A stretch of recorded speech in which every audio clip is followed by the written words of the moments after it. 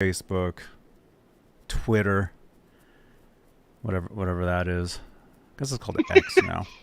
He's honest. X. Yeah.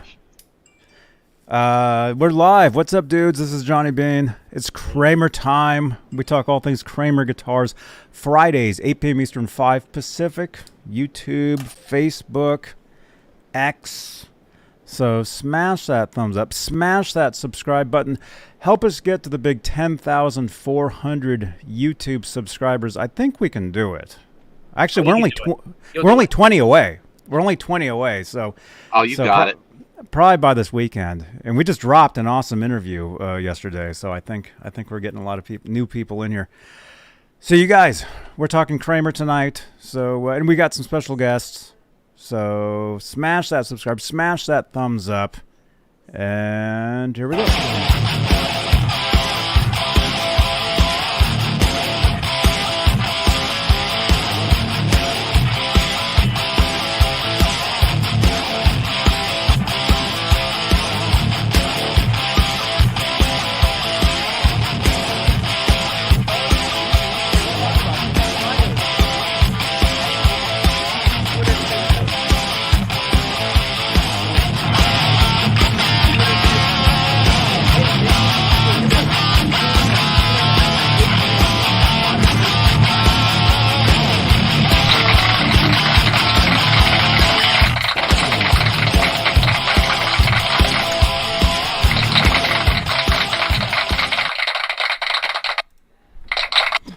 Oh, my battery's going away in this thing. Oh my gosh. What's with the clock? It's Kramer time. It's Kramer time. It's Kramer time. That's Yes. Kramer time. Yeah, it's always Kramer time. Fridays. Well, for you guys, yeah, it seems like it's always Kramer time. Yes, sir. 24/7. Oh, he's always messaging me. He's like, "Did you say that one on Reverb?" And I'm like, "That guitar on Reverb?" He's like, "Yeah." And he sends it to me, and it's sold as soon as I get it. I go, "Really?" Oh my gosh, dude! I see everything. Mm-hmm. This is a lot. Right on. Well, dudes. Let me just say, you guys, if this is your first time here, smash that subscribe, smash that thumbs up. Again, we talk Kramer Guitars Fridays, 8 p.m. Eastern, 5 Pacific. And here on YouTube, we have channel membership. So we like to say hello to the top tier of channel members here on Johnny Beane TV. And they are currently CC, Stephen Franklin, Michael Smith, Music Therapy Laz, Sherman Callahan, 40 Grit, John Moronic, Majestic PB and J Cat, Guitarman 45, Janice Lala, the intern, R Habs, Warlag, Patty Dill, and Fairfield Guitar Co. That's Lewis. They are the executive producers of Johnny Beane TV YouTube station. And if you'd like to become a channel member, get your name in green in the chat. Like Janice. I see you, Janice. Smash that join button. Give it a try. Try it out. And if you'd like to help support the channel in other ways, Super Chats is the way you can do that. They change the color of these lights back here. I think, Kevin, you had mentioned how these lights are pretty cool. They're very cool. These lights magically change in real time with any super chats. So it's a pretty cool feature. You'll only see right here on Johnny Beane TV. We're also live on Facebook, Johnny Beane Facebook page. Should be right there. We got Facebook stars we can help support. And speaking of Facebook, we're live in the exclusively Van Halen group. We do a lot of Van Halen content on the channel here. 62,000 members in there. We're also live in the EVH Gear Fans Live group, EVH Gear Fans Live page, and the Johnny Beane TV page as well. And we're live on Twitter, which is now called X. This is a podcast on Spotify, and you can follow us pretty much everywhere there is. Exclamation point link in the chat. We'll give you the link to that. So let's say hello, you guys, to Robbie Stingle. Kramer time. Dude, what's the latest from Norman, Oklahoma? It's hot. 103. Oh, I mean, it's not funny. But... Hey, I'm 101, so No way. It's 101 Oh, yeah. where you are? Kevin. Las Vegas, baby. Las Vegas. Oh, that's right, man.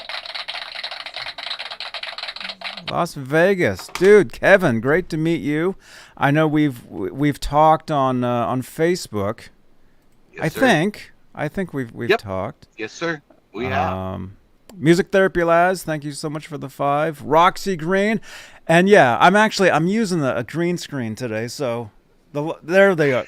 They're green. Wait, what? They're green. There Green they are. screen? Oh, Yeah, this is a you green screen, fooled yeah. me. That's good. Yeah, this is a green screen, Yes, but it this is. is my actual background. I mean, it's the same.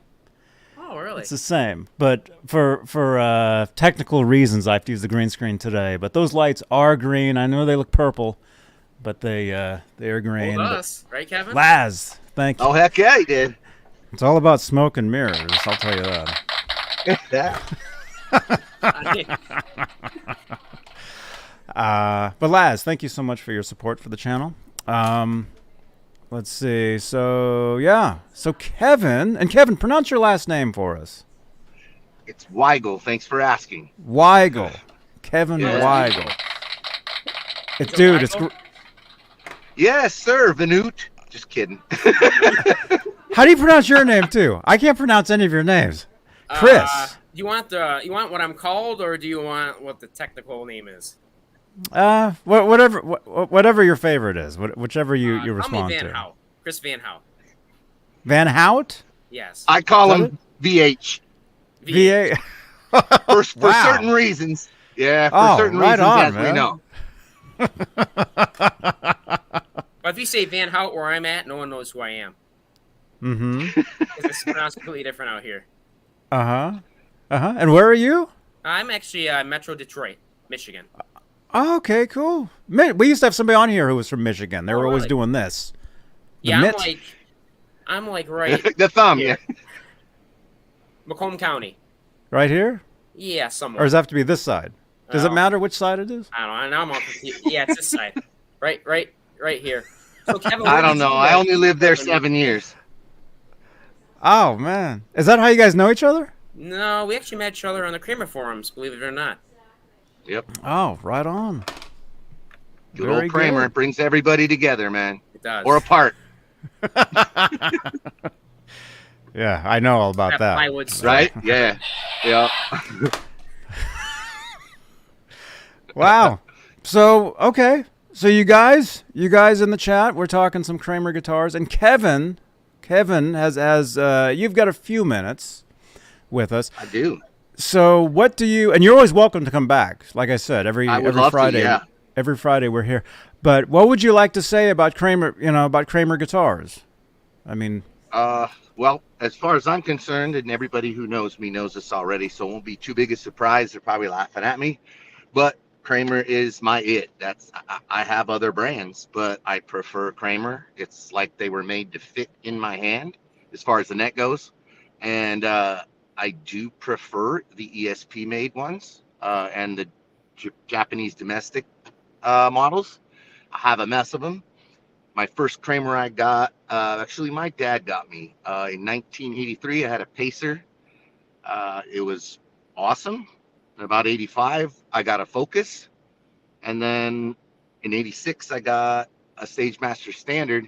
And when I got that thing, that's about all I played. I kept my Focus for backup, but I stupidly sold the Pacer. And then I played that stagey. I played the hell out of it. I've kind of retired it a little bit. It doesn't need to be retired, but it's very special to me. So I don't play it too much anymore, but I do. But I also have, I don't even know, Chris, 30, 35, You got a some lot. odd Kramers. There's only one you're missing. between- That's the Gorky Park. Oh yeah, I can't wait to get one of those. Yeah. I gotta hit up my. Well, straight out of Pizza Hut. I'll call Michael Plunkett. He'll be very happy about it. I'll buy one. Yeah. So yeah, I'm a Kramer nut. People know that. I love them. I have all eras too. I know what some people think about the other eras. That's fine. I've been able to purchase some really good ones. Maybe I lucked out or not, but I also know how to set up stuff. So if you know how to set up a guitar, know what you're doing, you should be able to make one of them play and sound good, right? If we compare them to the others, which I don't really like to do because they're not comparable, totally made in different countries and different factories and different eras, but I love them all, as everybody knows. Kramer, baby. Kramer. Right on. Yeah. If I could, though, I would like to plug Guitar Television, if I could. Johnny, is that all right? Sure. Yeah. All right. Yeah. Guitar Television is a guitar-based TV show. It's on Roku, Apple, YouTube, all your platforms. We're getting content up now. We're also using everybody out there who can also load up their content. You got an iPhone, you got whatever to do. You got a recording studio, do it however you want to do it. I love professionally made ones. iPhones are good too. You'll have a chance to put your stuff up there, and everybody will get clicks per se and get their pay if they'd like it. Obviously, I would think they would, but they get to get their platform out there like Johnny's doing with his platforms too. It's going to be great. We're also going to have some homemade shows, but they're going to be professionally made and quite funny. I'm going to be doing, I believe, 2 guitar instruction shows and 1 interview show with guitar gods, and that's going to be all the basically everybody's influences, I would say, are going to be on the show as well too. So Johnny, thanks for letting me plug it, and as usual, You're welcome. Kramer Van Halen, baby. We can do a whole nother show on Van Halen. I've been a nut since I like that. I was born. Oh, come back Tuesday. I do a Van Halen show every Tuesday. It's called exclusively Van Halen. Oh, really? That's cool. I would love to. Actually. I have a bunch of stuff that I've had for. I mean, I was a nut, so I was starting to buy cassettes and all the bootlegs back in '79 and '80. But now most of them are all out now. But I do have some cool stuff. So yeah, Van Halen, Kramer, they go together. They do. That's right.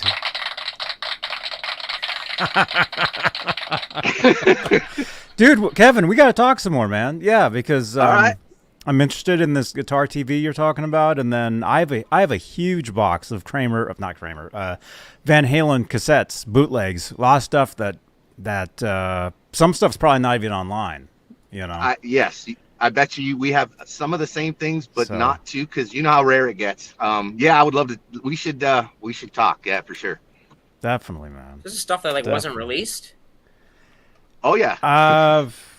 Maybe. Well, stuff that's definitely not on the internet. Yeah, Stuff that's like cool. you can't YouTube. I can tell you that. You know? Yeah, try and YouTube and see what happens. Yeah. Right? Really quickly, because I know Kevin, you've got a few minutes. What do you think? Yes. Let me get your eyes, because this is still actually really hot. We kind of broke the story on Sunday about the Donington '84 footage. Yeah. Did you guys both see that? Yes, sir. The guy at work actually showed me. How many times? I watched about 20 minutes of it. Right, that Okay. 12, 13 minute solo he had. Yeah. That was pretty wild. Mm-hmm. Well, for me, speaking of Donington, and Johnny, you're a nut, so I've had that show since '84, and so An I've audience heard version of it. Yeah. Correct. You are correct. I still got you probably are well aware of the vinyl. Yeah, I had that years so- ago. Yeah. Yeah, so I still I saved those, luckily. And so I've heard that for a while. I did see a few like clips of that video, right? Just very tiny, a long time ago. But that was a treat for sure. Mm-hmm. What do you think? Oh, I'm still blown away by it. I couldn't believe what I was seeing, because for one thing, I mean, and I'm getting a lot of heat for this online because I keep saying it's pro shot, and people are telling me no, it's not. You know, well, I mean, it's a cameraman on the stage. That's pro enough Correct. for me. It's not With a good camera, Yeah. not a video camera. It's not Good from camera. the audience. Although the audio is from the audience. The audio is from Remastered a bit. A source. Yeah. Yes, correct. So it is definitely cleaned up, and the entire thing is somewhat professionally put together with all the edits. There is a lot of edits involved in it and a lot of sync. The audio and the video is synced up really nicely. Looks great, sounds great, and that footage. And it's gone. I mean, is it gone again? A couple. Yes, it's gone, but quite a few people downloaded it though. So yeah. But if they pop it up, you know what's going to happen. So you have to talk to your buddies. It's going to keep going away. Yeah, it's not going to live on YouTube. So it will. No way. Yeah, it's going to keep going away. But the thing is, it's out there now. A lot of people have it. But as far as vintage Van Halen footage, as far as like Roth era Van Halen crazies, this is as good as it's ever gotten. You know, for them. The only thing that could top this is for the rest of the Oakland 81 to somehow show up. I was going to go there, and you know that footage is around. I don't think it's going to see the light of day personally. You never know. I don't like to say never ever. You never know. But if it hasn't come out now, it's going to have to get leaked, and when it does, it'll be pulled. You know? Yeah. Unless Alex, Alex is the guy. Now, are concerts like copyrighted like that? Because I know I've seen it online for a while. Probably about 6 hours. I think it got like 400,000 views, and then it was gone. Well, as soon as it gets heat, it's gone. Yeah, I know. Yeah, I mean, well, what they're saying, what the word on the street is that somebody owns that footage. Oh, really? Not the person that actually shot it, but somebody like bought it from somebody. And apparently they own like a lot of other footage from a lot of other bands. And from what I'm hearing is they were planning on selling that as a DVD. And so that is out there and for sale, but it got copied and it got leaked online is what happened. Yep, makes sense. That's what people are saying. That's the same thing I'm hearing too. Yeah. I don't know. It sounds to me, it sounds fairly believable, you know? But it also sounds like this has been an issue in other communities of other bands, and this isn't anything new, but it is new to the Van Halen community. It's not new in other 80s band communities. Yeah, right. If you do your research. Yeah. Yes, sir. So, but either way, the guy's going to keep taking the stuff down, and apparently he has the right to do that. So, but again, it's out there. So if it's not going to go away totally, I don't think, online, because nothing does. No. Nothing. You got to keep chasing it like I chase Kramer's.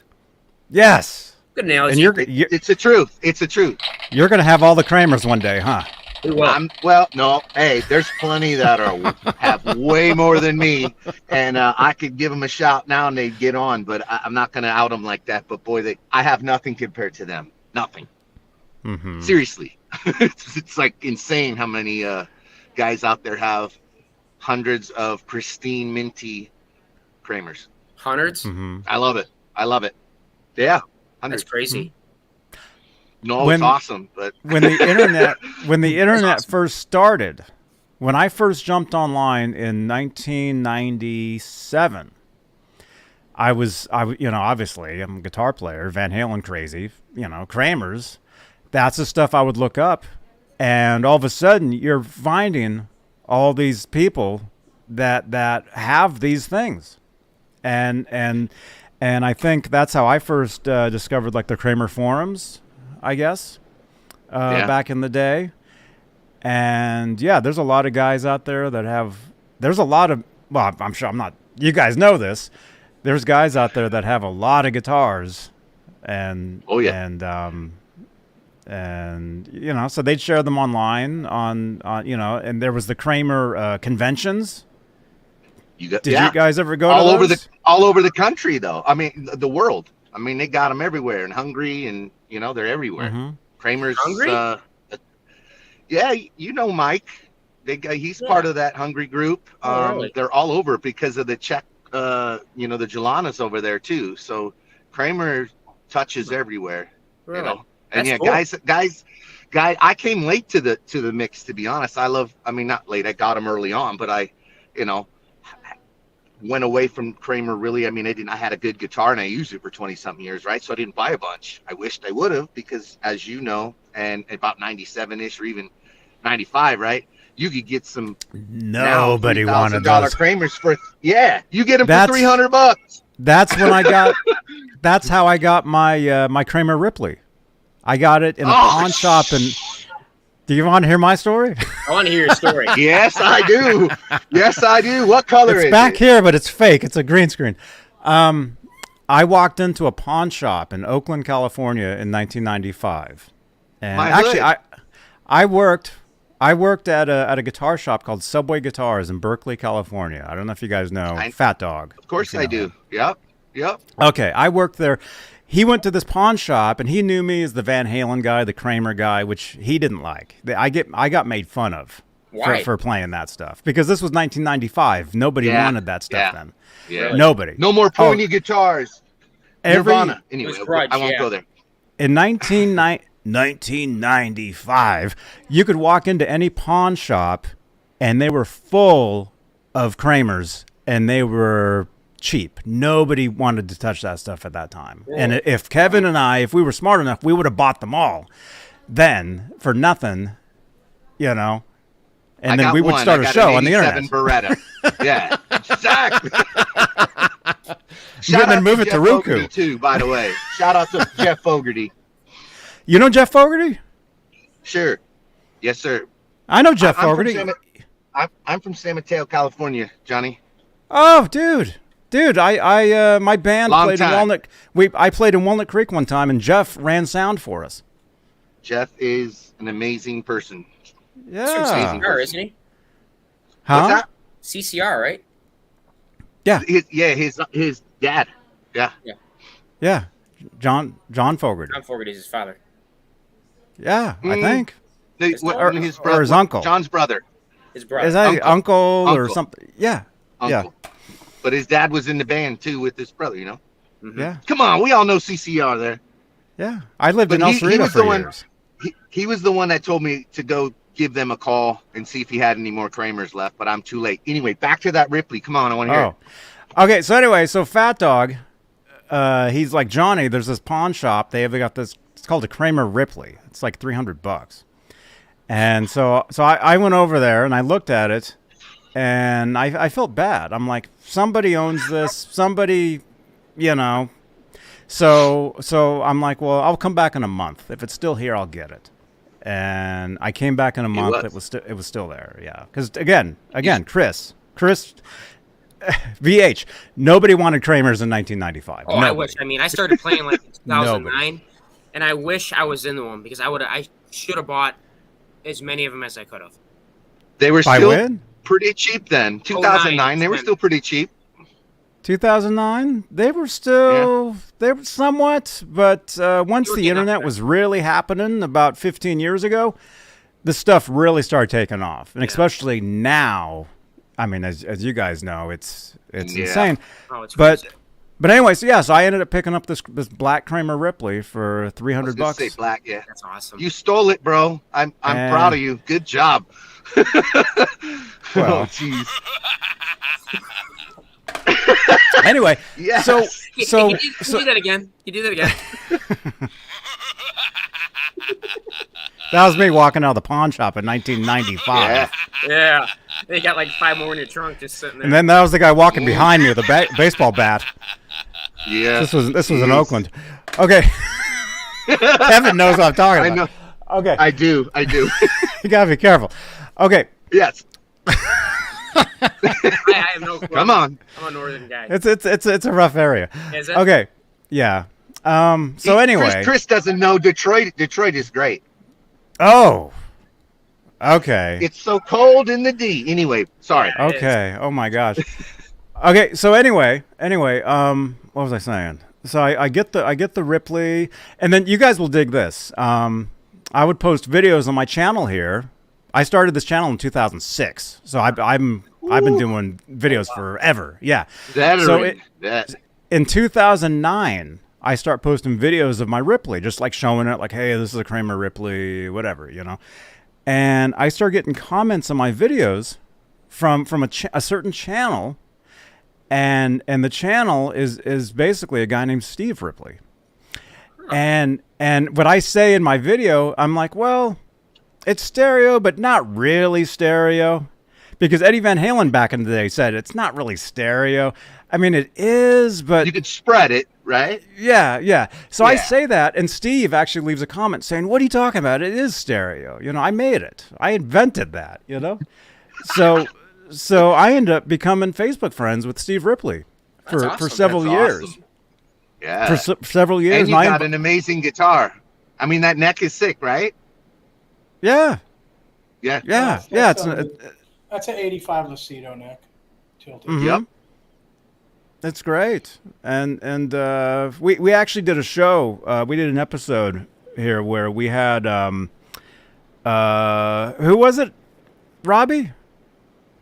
Do you remember? Were you here for that? I don't remember. We did a Ripley episode. Oh yeah, I remember that. Yeah. It was. Well, Lewis was on that, wasn't he? Lewis from Fairfield Guitar was on with us because he had a Ripley at the time, and then. Oh, nice. Okay. And then who else? Who else did we have? I can't even. There'll be a card right above Robbie there to that episode.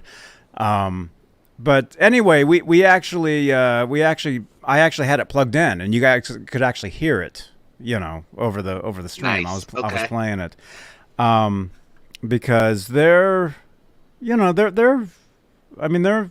awesome, but they're unique. They're unique. Like today's technology, it's definitely OG technology compared to what you can do today. Sure. Mm-hmm. Exactly. So, because these days you can just use a guitar synth with a synth pickup and basically simulate a Ripley, Or a Boss DDL or a Boss Eddie Van Halen, the new spreader chorus, right? Going to do similar sure. A little dip, it going to be chorused up, but it's going to be spread like a mo, and it's going to sound huge. So yeah. Trying to keep it. I'm not trying to swear on here. Maybe my son will watch. Keep it G. You gotta keep it G, Kevin. Keep it G like a Disney movie. G. Right? Yeah, I am, man. I'm trying. Well, Robbie might sing us a Disney song in a little bit, so. I'm not singing no Disney. Oh, Disney? How about like Disney meets like Eddie Van Halen meets Kramer? That'd probably be a pretty good show. Not currently. Do you guys want to all sing Somewhere Out There, dedicated to Kramer Guitars?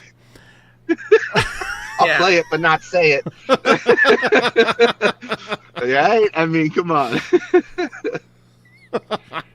Oh, man. Well, you know what? This has been a lot of fun. I can do this for 5 hours, but now that I know, I've known, but I haven't just jumped it. I've been doing some other things, but I'd like to jump on with you, Johnny, on a Tuesday and a Friday. Sure. You guys have a great rest of this show. Chris, tell them what's up, what you got. Robbie, nice to meet you. I didn't know you worked for Kramer. That's cool. Pretty amazing. Yeah, I work. Well, that's why the guitars, after 85, I don't do that. Hey, like people know, I'm a Kramer nut, and the history of Kramer runs strong. So I appreciate you. And Johnny, thanks very much, man. I'll see you on the next one. Yes. It's nice to definitely meet you, Kevin. Thank you, man. See you, Kevin. Yeah, have a good later. weekend, guys. Nice meeting you. See ya. Bye-bye. All right. See you, Kevin. All right. It's just me. Yeah. Me and Robbie. Now we could actually use the background here. All right. Yeah. No, Kevin's cool. I've seen him on Facebook for a long time, and we've kind of like chatted here and there, but that was our first time actually meeting. So. But even on a personal level, he's a very good person. Which is very really good. Very good. Yeah. Yeah. So let's see. So Robbie, who do we got in the chat? Well, I don't know if Uncle Raymond's still here. I think he left because he's involved in the storms and the power outages and the flooding in Michigan. Yeah. So he had to go. didn't get a chance to say hi to him. Octopus is asking me if I want to buy his 84. No, sorry. You know. Oh, we got Mike Olson out there. Skyprop is out there. Janice said hi. Ronnie's out there. Tyler Johnson, he's out there. DJ Play Nice. What's happening, man? There's just some of them. F. Scott Farthingworth. He's looking for a B Scott Farthingworth. He's looking for a pacer neck. I'm assuming he's meaning, you know, from 83 to 85, I'd imagine. Because if he's not, he could just kind of pick. I mean, if he's looking for one of those Gibson Kramer necks, they're all over the place, you know. Nah, he's saying Kramer Pacer maple neck from the 80s. Dakota's here. Hey, Dakota. Yeah, I mean, they're out there. You keep your eye out. I would definitely scope Stigatsu or Uplander or possibly AAEA Sales. That guy gets some stuff too. Doesn't necessarily have to be for a Pacer because they use the same neck on mini guitars. It could be off of, you know, Vanguard, you know, Condor, Beretta. It could be off a number of guitars. So it doesn't necessarily have to be Pacer. They were all the one you're looking for is an ESP 22 fret. And it's probably going to be 2 3/16 neck pocket with a R2 nut. And it'll probably, if you can't find one, it'll probably cost you anywhere between $500 and $700. Robbie's Unless a man. it's all screwed up, yeah, could be. I pointed the wrong way. I'm used to this. Robbie's a man, right there.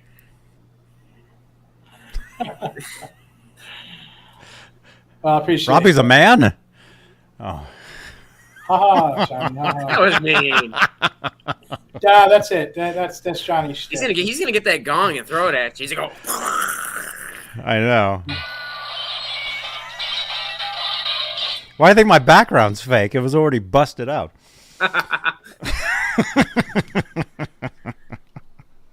Yeah, no, Robbie knows everything about the Kramer stuff. So There's a really nice maple neck there on eBay I was looking at earlier. It's off of it's a pointy. I think it's off of Beretta. Oh, I think I saw that one. Yeah, I ignored it because it was pointy. You don't like the pointy ones. You like the pre-85. Now you like pre-85. I like 86 to 91.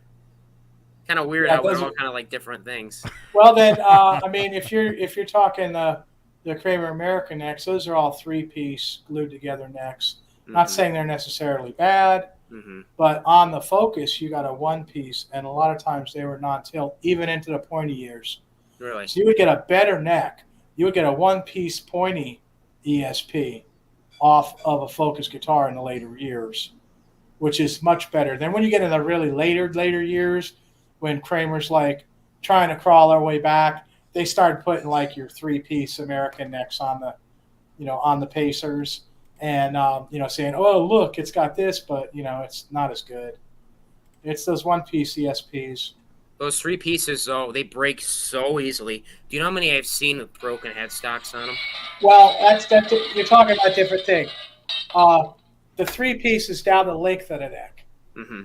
They glue 3 pieces of wood stacked on top of each other for the long part of the neck, and then they glue the other little pieces on the end for the headstocks. Yeah, that's not uncommon, but I've really never had one of those glued tips break, or even a Lucido's, which is almost like halfway of it. That has a bigger piece glued on. I've never had one of those break either. Yeah, I think the only one I had break was Johnny, that Eddie Van Halen one I sent you earlier. You know that that JK1000 I sent you a couple pictures on. Do you have that? That's the only one that ended up breaking on me in shipment, and it's getting fixed as we speak. Yeah, I got it right out of the box, and when did you send that? Yeah, I sent those earlier today. It was a JK1000 Kramer. It was just the husk. I like that. That sounds good. Yeah. Oh, did you send it to the group? I either sent it to the group or I sent it to you personally. I think I sent it to you. I might have sent it to you personally. I probably should have sent it to the group, so my apologies on that. Let's see. Oh yeah, he sent a lot of stuff. I mean, if you look at it from my point of view, when it started at the factory, we had one piece, the Grail necks from ESP. Mm-hmm. They were all one piece. It took a 8-inch wide piece of wood to make it. Oh, wow. And that was too expensive for the heads of Kramer. That's why they went to the tilted headstock, so they could glue the headstock on the Makes end sense. and use a smaller piece of wood. And then that's why they went to the 3-piece Cost neck, savings. because then with you could use 2-inch pieces of wood and stack them to make the whole neck. Now, was it just all Kramer, cost. or did ESP do that too? No, ESP did not do that. No. ESP stuck with the one piece. After 85, they would glue a tip on the top like that. Some of the early JK necks, had a piece like that glued on. But not all of them. But like in the early days, like in 1979, when they started making banana headstocks and selling them to J Frog, those are all one piece. Oh, wow. 2 1/4-inch wide heels.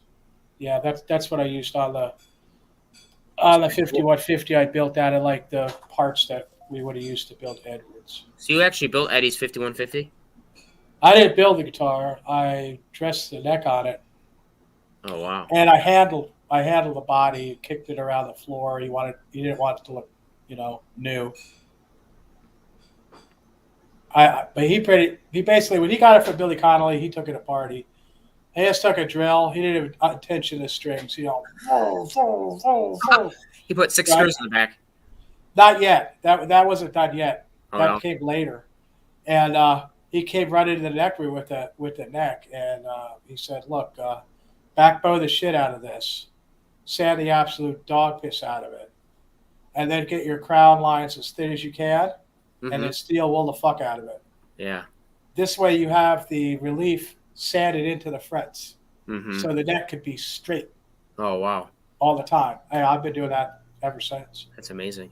Very That cool. was Eddie's idea. Eddie came up with that. Now, what was, I guess in your opinion, Robbie, what was Kramer's downfall? They just went bankrupt, or what really happened there? It was being cheap. Yeah. That's the whole thing. They came up with that stupid budget line. Oh, They started getting striker plywood guitars. Oh, and, yeah. I was giving Kevin heat about those, and he's like, "There's nothing wrong with it." I'm like, "Yeah, it's a big chunk of Home Depot plywood." I'm like, It is. I'm like, that's what it is. It was garbage. I had one, and I played it for a bit, and I sold it because I hated it. But that was their plan, the head of Kramer's plan from the very beginning. He had ties with ESP go way back.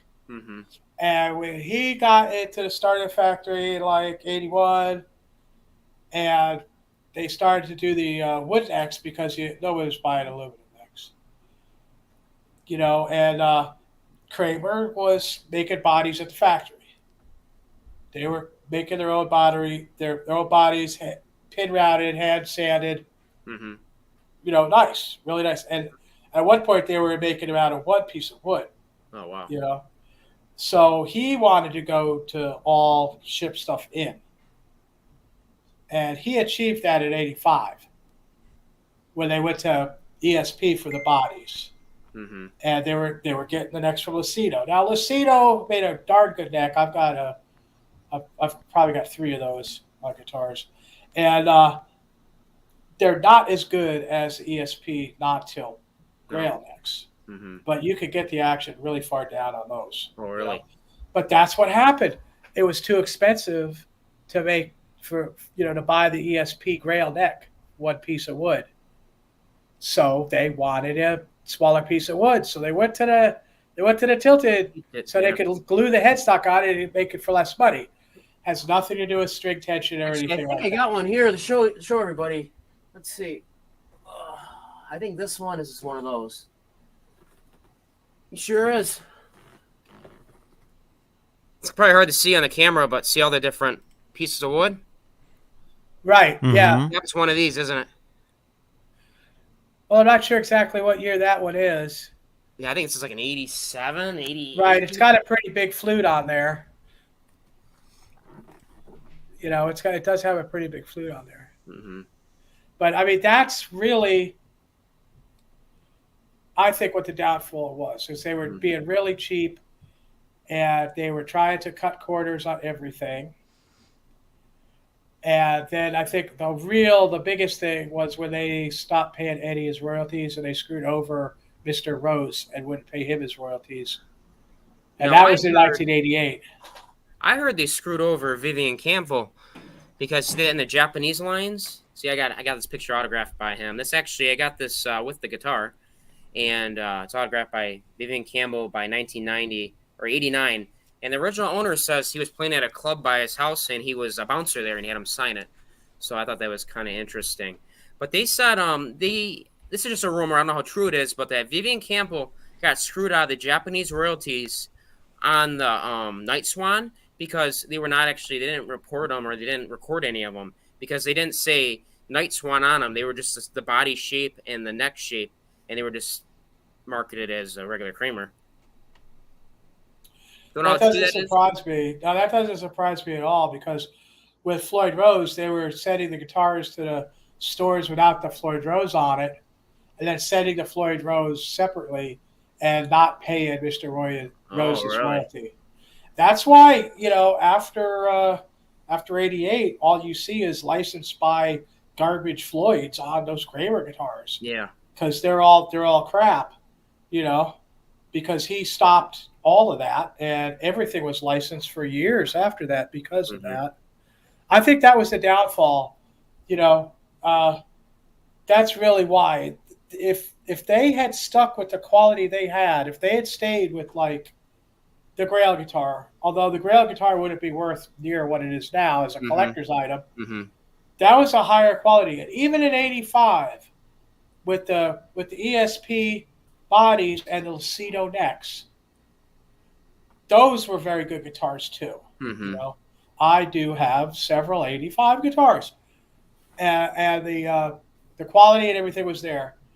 In 86, and they went to those pointy necks, and we were just like, why are they doing? And at first they were transition necks. They had the glued on head, but they're basically one piece, and then the glued on head. Those were pretty good. And then they started coming in with this 3-piece stuff. Oh, yeah. And it was just like, and they were saying, well, you know, we want it this way because it's stronger, because the wood grain is opposite when we glue it together. And we were just like, what, are you kidding me? First of all, you want a banana headstock. This is like, you know, Eddie Van Halen's house here. And then second of all, everybody knows that a one-piece handcrafted neck, it's got to be better than one that's 3 pieces glued together, you know? Yeah. So, and then even in those old days, they were still having better parts, you know, until I think it was in 1991. I think it was Tom Anderson made the first CNC neck. And then it never came back after that. No. As far as I'm concerned. Nowadays, everybody has CNC necks. Everything's punched out of machines. People don't know the difference, you know. They never played something like that. Yeah. And that's just the way it is nowadays. And I'm stuck at 82. You know, everything's then for me.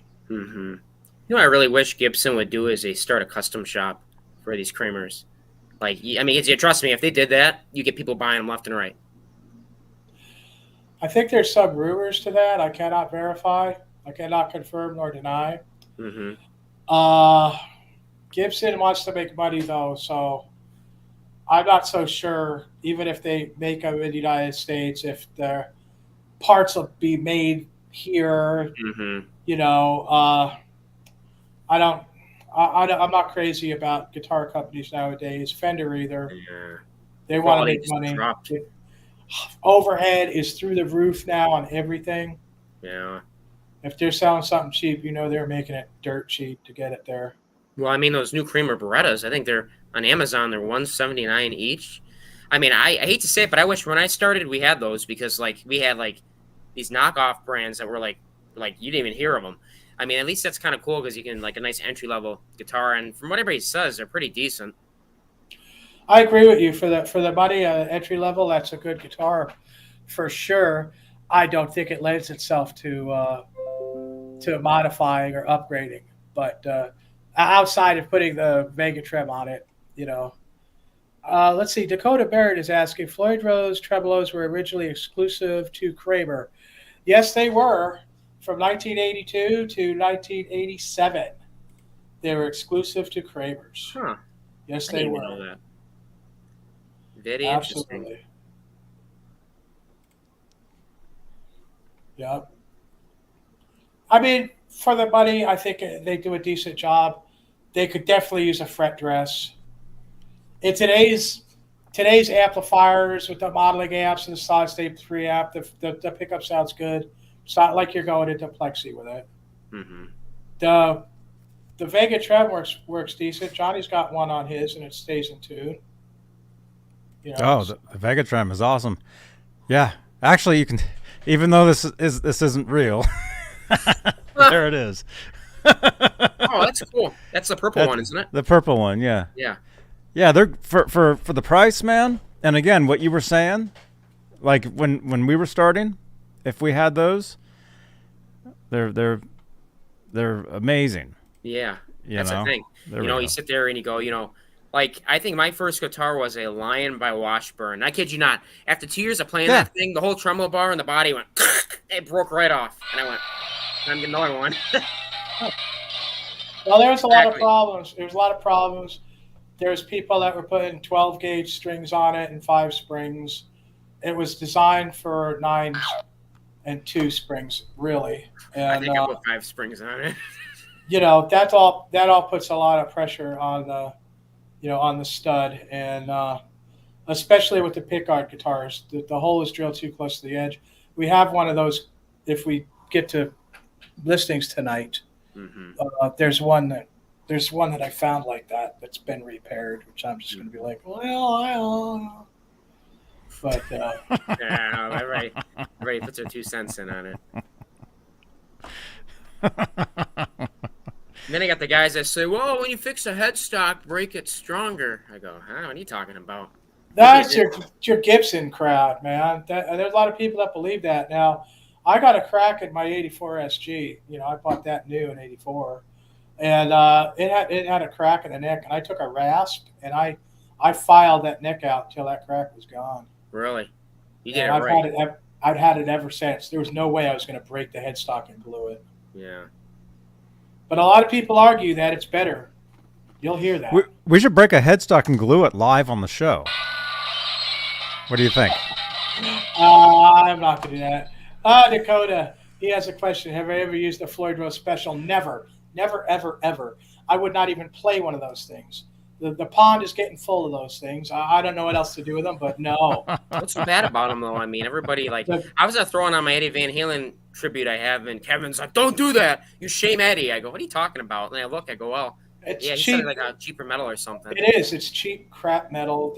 The tolerances are ridiculously large. Yeah, it's not a good bridge. But then again,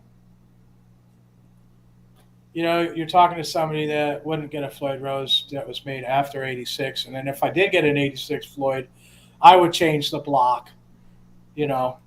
Mm-hmm. By then, the hardware was still good.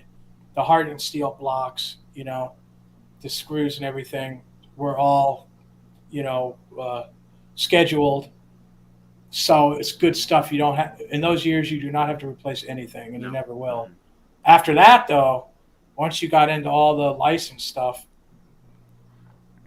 no. And even today, the new stuff they do today isn't anywhere near as good either. It's just kind of sad because all these new guitar companies, and I hate to say it's probably just about every company that's looking to make money, is they sacrifice their quality to make an extra dollar, which is really actually quite sad. Absolutely, and it goes on big time, and the bigger the company, the more it is. Yeah. And the more they will not tell you. And I'm not going Yep. to really get into stuff that's going to get me in trouble, but, you know, I'll just say that a lot of these places, they're kind of charging a lot of money for stuff that they claim that they're making in-house.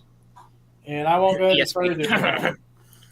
Well, even ESP is shifty now. They're Yeah. coming out with Lynch guitars that they say have grail necks on them, but they look like one piece non-tilt, the real grail headstock shape. but they have a glue seam down the middle of the headstock. Yeah. They're coming from China.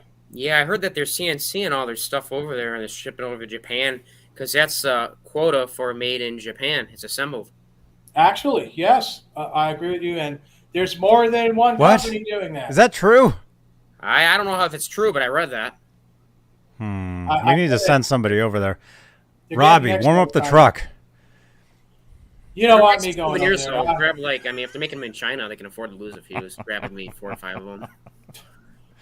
Just about everything's coming out of China. Metal too, hardware, Crazy. the whole 9 yards. Everything, not just guitars. I mean, dude, we should start a fast food show and complain about how the Whopper is getting smaller. Oh, it is. I had a fillet of fish today for lunch.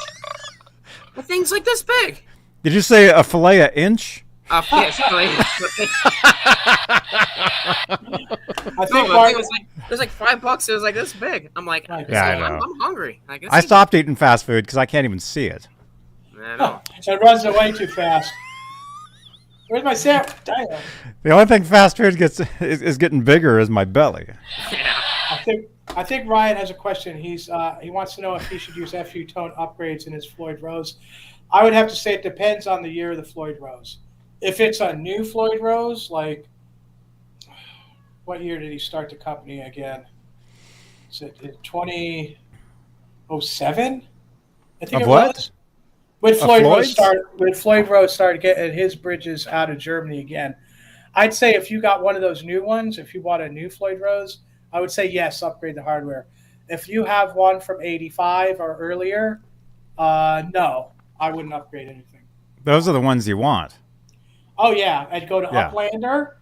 Uplander Guitars on eBay, or he's on Reverb also, or Stigatsu on eBay. On eBay. And if he doesn't have an old Floyd, wait, because he will get one. And that's the way to go. That's where I've gotten all of mine. No, Robbie, what are your thoughts on old Godot tuners? That's what Edward used on his 5150. Yeah. That's what are on all 84 Kramer guitars. Godot makes some good tuners. The old ones, okay? I wouldn't trust the new ones.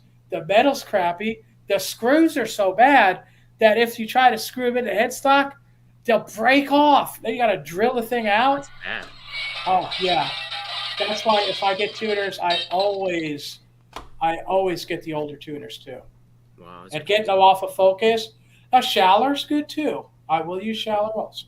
Mm-hmm. The older Schallers. Very nice. The 80s Kramer Focus guitars, they're amazing all the way around. They have the parts you want. They really are quality guitars. The Focus. That was my first real guitar was a Focus 1000. And back in the like I was telling you, back in my day, you could go into pawn shops and you could get all that stuff, no problem. Yeah. You know, nowadays it's getting tougher to find even the cheaper stuff. They think the cheaper stuff, like the strikers, like the plywood, like what Robbie, the stuff that boils Robbie's blood, that stuff people they're after now. But because it's original. Yeah. I mean, so. Well, so, look at the year. So even with Focus, if you get past 86 in Focus, you're getting quality issues too. You want to get the earlier Focuses. All mine are 87 through 89. Maybe Right, besides that so red it's one. I think that might be an 85 or maybe early 86. Mm-hmm. Oh, the one you sent the photos of? Eddie one, yeah, the Van Halen one. That. Yeah, we got to talk. Let's talk about a couple of things here. I think Robbie's looking at the comments. Uncle That's why I Laz. wanted to do this. Yeah, I wanted to talk about it. Uncle Laz. This guy's actually turned into my uncle. Because he bought me ice cream. He bought me ice cream one time. Oh, nice guy. He's asking about the Kramer eruption pickups. He's asking Robbie. Let's go ahead. Let's talk about those. There's something that's brand new, and we're actually going to have Jim DeCola on the show, and he's going to talk about them at some point. Let's see. There we go. We kind of talked about this the other day I on see those. Tuesday. Yeah, the Kramer collection, inspired by the sound of 80s hard rock and metal. These high output pickups have all the made to rock hard tone and attitude that only Kramer can deliver. So our friend Jim DeCola, as I told you, master luthier, Gibson Guitars. He's the one that designed the PV Wolfgangs. He's basically been working with these pickups. And again, Jim, he'll be on the show to talk about these at some point very soon. But I think didn't you say you bought some of these? I think he said what? You're not that old? What, to be my uncle? Sure you are. Right, Robbie? Well, Are you okay? I wanted to say something. I wanted to say that somebody out there said that original Floyd won't stay in tune if it's floating because of wear on the nice edges. It depends what year you're talking about. If it's from 1982 to 1985, those edges will not wear. I have several floating. Most of mine float, and none of them go out of tune. It does not have to be against the body to stay in tune. So I disagree with you on that. Perhaps you have a 87 Floyd Rose or something like that, or something that wasn't made as good. But those original ones do stay. Huh. All right, back to you, Johnny. Thank you, Robbie. Okay. Look at that. Aljon Go is here. Aljon. He's ready. Aljon. Great to see you, man. Yeah, Aljon. I met him at the Gibson Garage. Yeah. So brand new. Can we click through? Will this let us click through? I might have to. Now those are made there by we go. Gibson. Those pickups. There we go. Oh yeah, they are. They're brand new. Awesome. Yeah. Yeah, look at this. They got the neck, the rhythm, 4-conductor. They got the bridge, 4-conductor. Here, let's look at the. I like the zebras. That's pretty sharp. Let's check this out. So there you go. It looks like Street is $119. There you go. You got a zebra. Man, those look nice. Those are sharp. There you go. And again, we talked about this on Tuesday on the Van Halen show. Oh, even stamped Kramer on the back. That's awesome. There you go. Yeah. Stamped Kramer. There's the box. Right there. Gibson Pickup Shop. Original tone. The Kramer collection. There you go. Let me see. What can I see here? I think down here is the stuff. There we go. Developed by master luthier Jim DeCola. And again, Jim will be here. And Aljon, maybe you want to jump on with us when Jim is here and talk about these. That'll be awesome. There you go. Treble and rhythm pickups, Alnico 5 magnets, 4-conductor wiring. The zebra, there's no covers. They're wax potted, so they won't feedback. Zebra bobbins, 15K. Aggressively hot for screaming lead. There you go. Man, I might have to get one. Yeah. Yeah. I can't wait to try them. As I said, Uncle Laz, he just bought one. So he's gonna toss it into something and we'll do some sort of demo. What's up? Next time Johnny Beane is in Tennessee, we should meet. Oh, you're there too? Tennessee? I had a great time in Tennessee. It was awesome. Tennessee is a good time. Yeah. You Yeah, said you were there. peanut butter whiskey. That stuff is so good. The girl at the bar, she's sitting there. She's like, "Hey, you want to try this?" I'm like, "What is this?" Because she must have knew me because I'm from the north. I got a little bit of a different accent. I'm not really sure. She's like, "You want to try this? You want to try this?" And I tried it, and I of course had to pay her for it. So, and then 2 or 3 later, I'm like, but it's so good. Peanut butter? Yes, peanut butter whiskey. Excuse me here. Octopus, you do not take that pickup out of that 84. That is a Schaller Alnico 2. That is a collector's item pickup. Wait a minute. Do not take that out. Where's that We'll comment? do that. Do not take that out to put in one of these Gibson pickups. That they're selling for $119. There's it's got to not cost so much to make that. I just don't see it. You're you know, yeah, as he's joking. Okay, I'm glad you're joking. That got me going. He said Oh my jump out the gosh. screen and get you. That's Yeah, a I hot know. pickup. It's designed for your modeler or solid state preamp. You know, and I'm sure it'll sound fine. You know, there's really not much to it. It's got a little extra wind on it, but it's not staggered wound or anything like that. Nah, it's all right. That's cool. That's cool, Octopus. Now, I don't know for that price. I'm just not. I don't think you can compare it to the 78 Custom Shop. Pickup from Seymour Duncan, wound by Marcelo Juarez. I just to go through a plexi, you know. Wait. You said the Hi, magic. this is MJ from the Seymour Duncan NAM 2023 in Anaheim, California. You're watching Johnny Beane. Johnny Beane. Johnny Beane, okay? Thank you. Thanks for all your support. That was a nice shout out. But it Thank you, depends, MJ. It depends what you're doing, you know. When Dakota designed this, that they were going through solid state preamps of the amplifiers anyway. So that Were you there? I was not there How do you know? How do you know this, Robbie? because the PV amps had solid state preamps from the get. That was a whole other direction that Edward went to. Mm-hmm. So the guitars could have two pickups. It could be made out of a different wood. He could use a different fretboard. He could use a different capacitor. You know, all the things that I do in the guitars that I build are all based on what he did in '82 and going into a Marshall Plexi. That's what I do. No solid state preamps. No modelers. Mm-hmm. Chris, what kind of amps do you use? Well, I got a couple different amps. I got like a runaround amp. It's just a PV Viper. It's just like in my bedroom when I want to plug it in real quick and play it.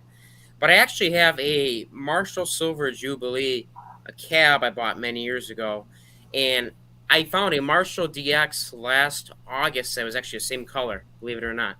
And I used that as a replacement because the Silver Jubilee heads are like $5,000 or more now. And then I have my other one. I'm in a little bit of an older mood for some 60s stuff. I have a 1965. It's a Vox. It is called a Royal Guardsman. I got that right out of Ohio.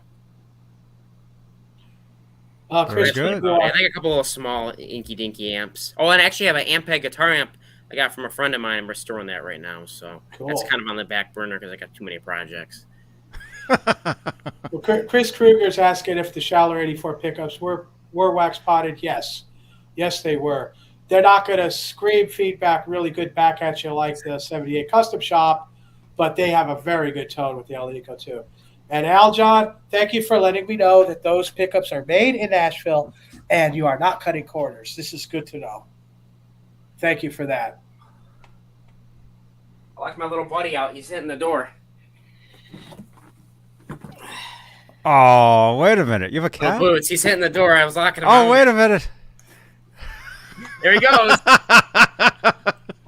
Dude, how'd you know? We love cats. Oh, I've got I a love cat. I've got a cat named Ned. He's We sleeping rescued somewhere. him at we have a farm. We actually farm out here, and speaking of which, our fields are completely flooded from all this flooding we have. But Oh no. last fall we were just working. He kind of started coming up to us. We never seen him before, and we're like, okay. And then we go, okay, we feed him, and then kind of we get home. In the back of our mind, it's kind of like we should probably go grab him. So we went and grabbed him, and he's a house cat now. Oh, right on. What's his name? Boots, because he's got little white feet. Boots. Oh, that's Very cute. good. Yeah. Here, Boots.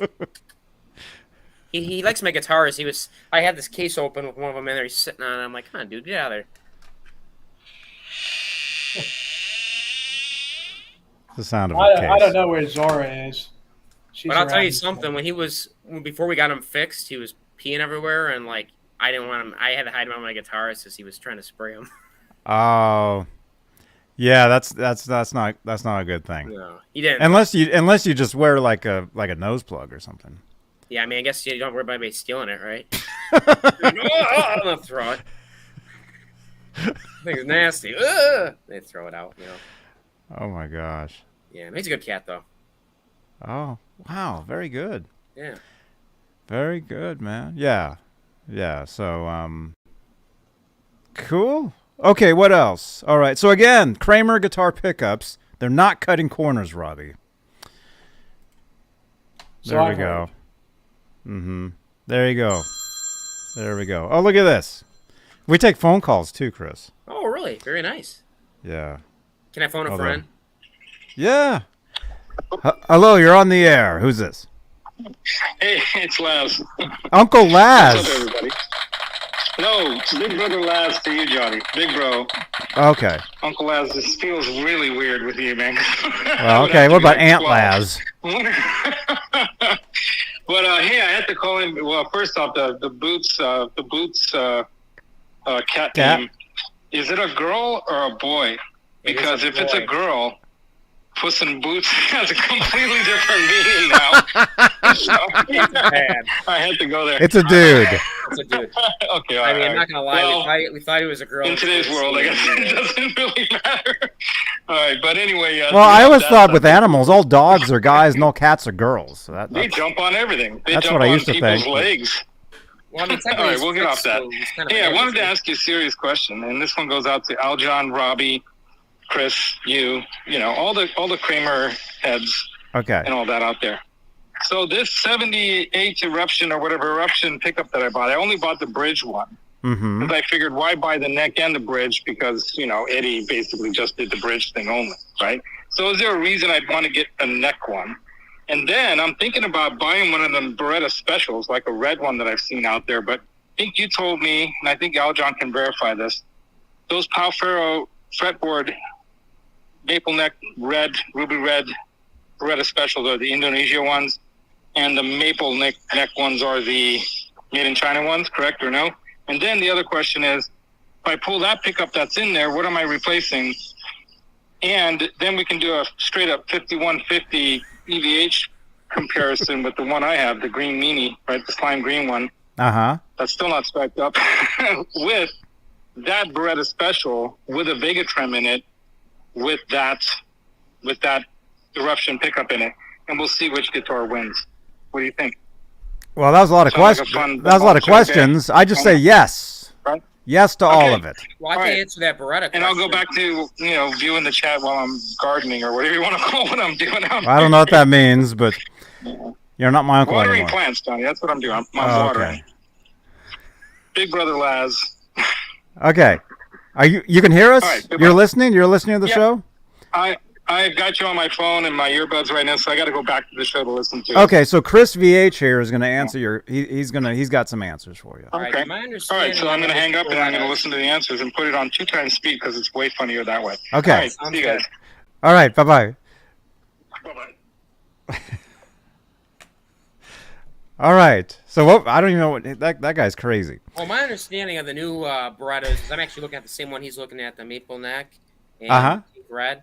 I was told that up until last year they were in Indonesia, and now they're all China. I don't know how true that is, but I don't know, because some guys actually say the Chinese ones are better than the Indonesian ones. So I think it might just be personal preference, really. Truthfully, I think it is. I think it's up to the player. Doesn't mean it's still under the quality control. Yeah. I think it's up to the player. Man, actually, I need that red one to complete my collection. Yeah, it's too. nice. I'm looking at again one. I think they're 179 on the Gibson website, or maybe not the Gibson website, but I think I want to say Amazon, but I don't like promoting Amazon because they're a big company that screws over their employees, it seems like. Oh my goodness. Well, let me say, I believe the red ones. Yeah, there we go. Okay, Aljon is actually saying we transitioned the Beretta Special during the pandemic. He's saying, I believe those red ones are discontinued. Are they? The I ruby red. I still see a few of them for sale. I'm probably should grab one then. Yeah, I don't think. I'd like to get one myself. So Aunt, Big Brother Laz, if you're listening. Last. Oh, I gotta talk to Martin a little bit here. Martin disagrees on what I'm saying about the Floyd Rose, and all I can really tell you is I had one of the first production Floyd Roses in 1982. Okay, and I still have it. I was there at the factory when they came in. I saw the Hanson bridges. I saw the Fernandez bridges. Okay, so when I talk about Floyd Rose, I'm not without my foundations here. Unless you've really had one of those older ones, I don't see, that you could tell the slight differences. I can't tell you that the tolerances got way worse in 86. The metal got terrible in halfway through 86, 87. That's really all I can say. And I mean, man, Martin, man, I love you like a brother, dude, And if you got stuff that works for you, that's fine. And that's good. And you keep going, All I'm saying is if you get a Floyd Rose from 1982, it's going to be really, really, really good. Okay?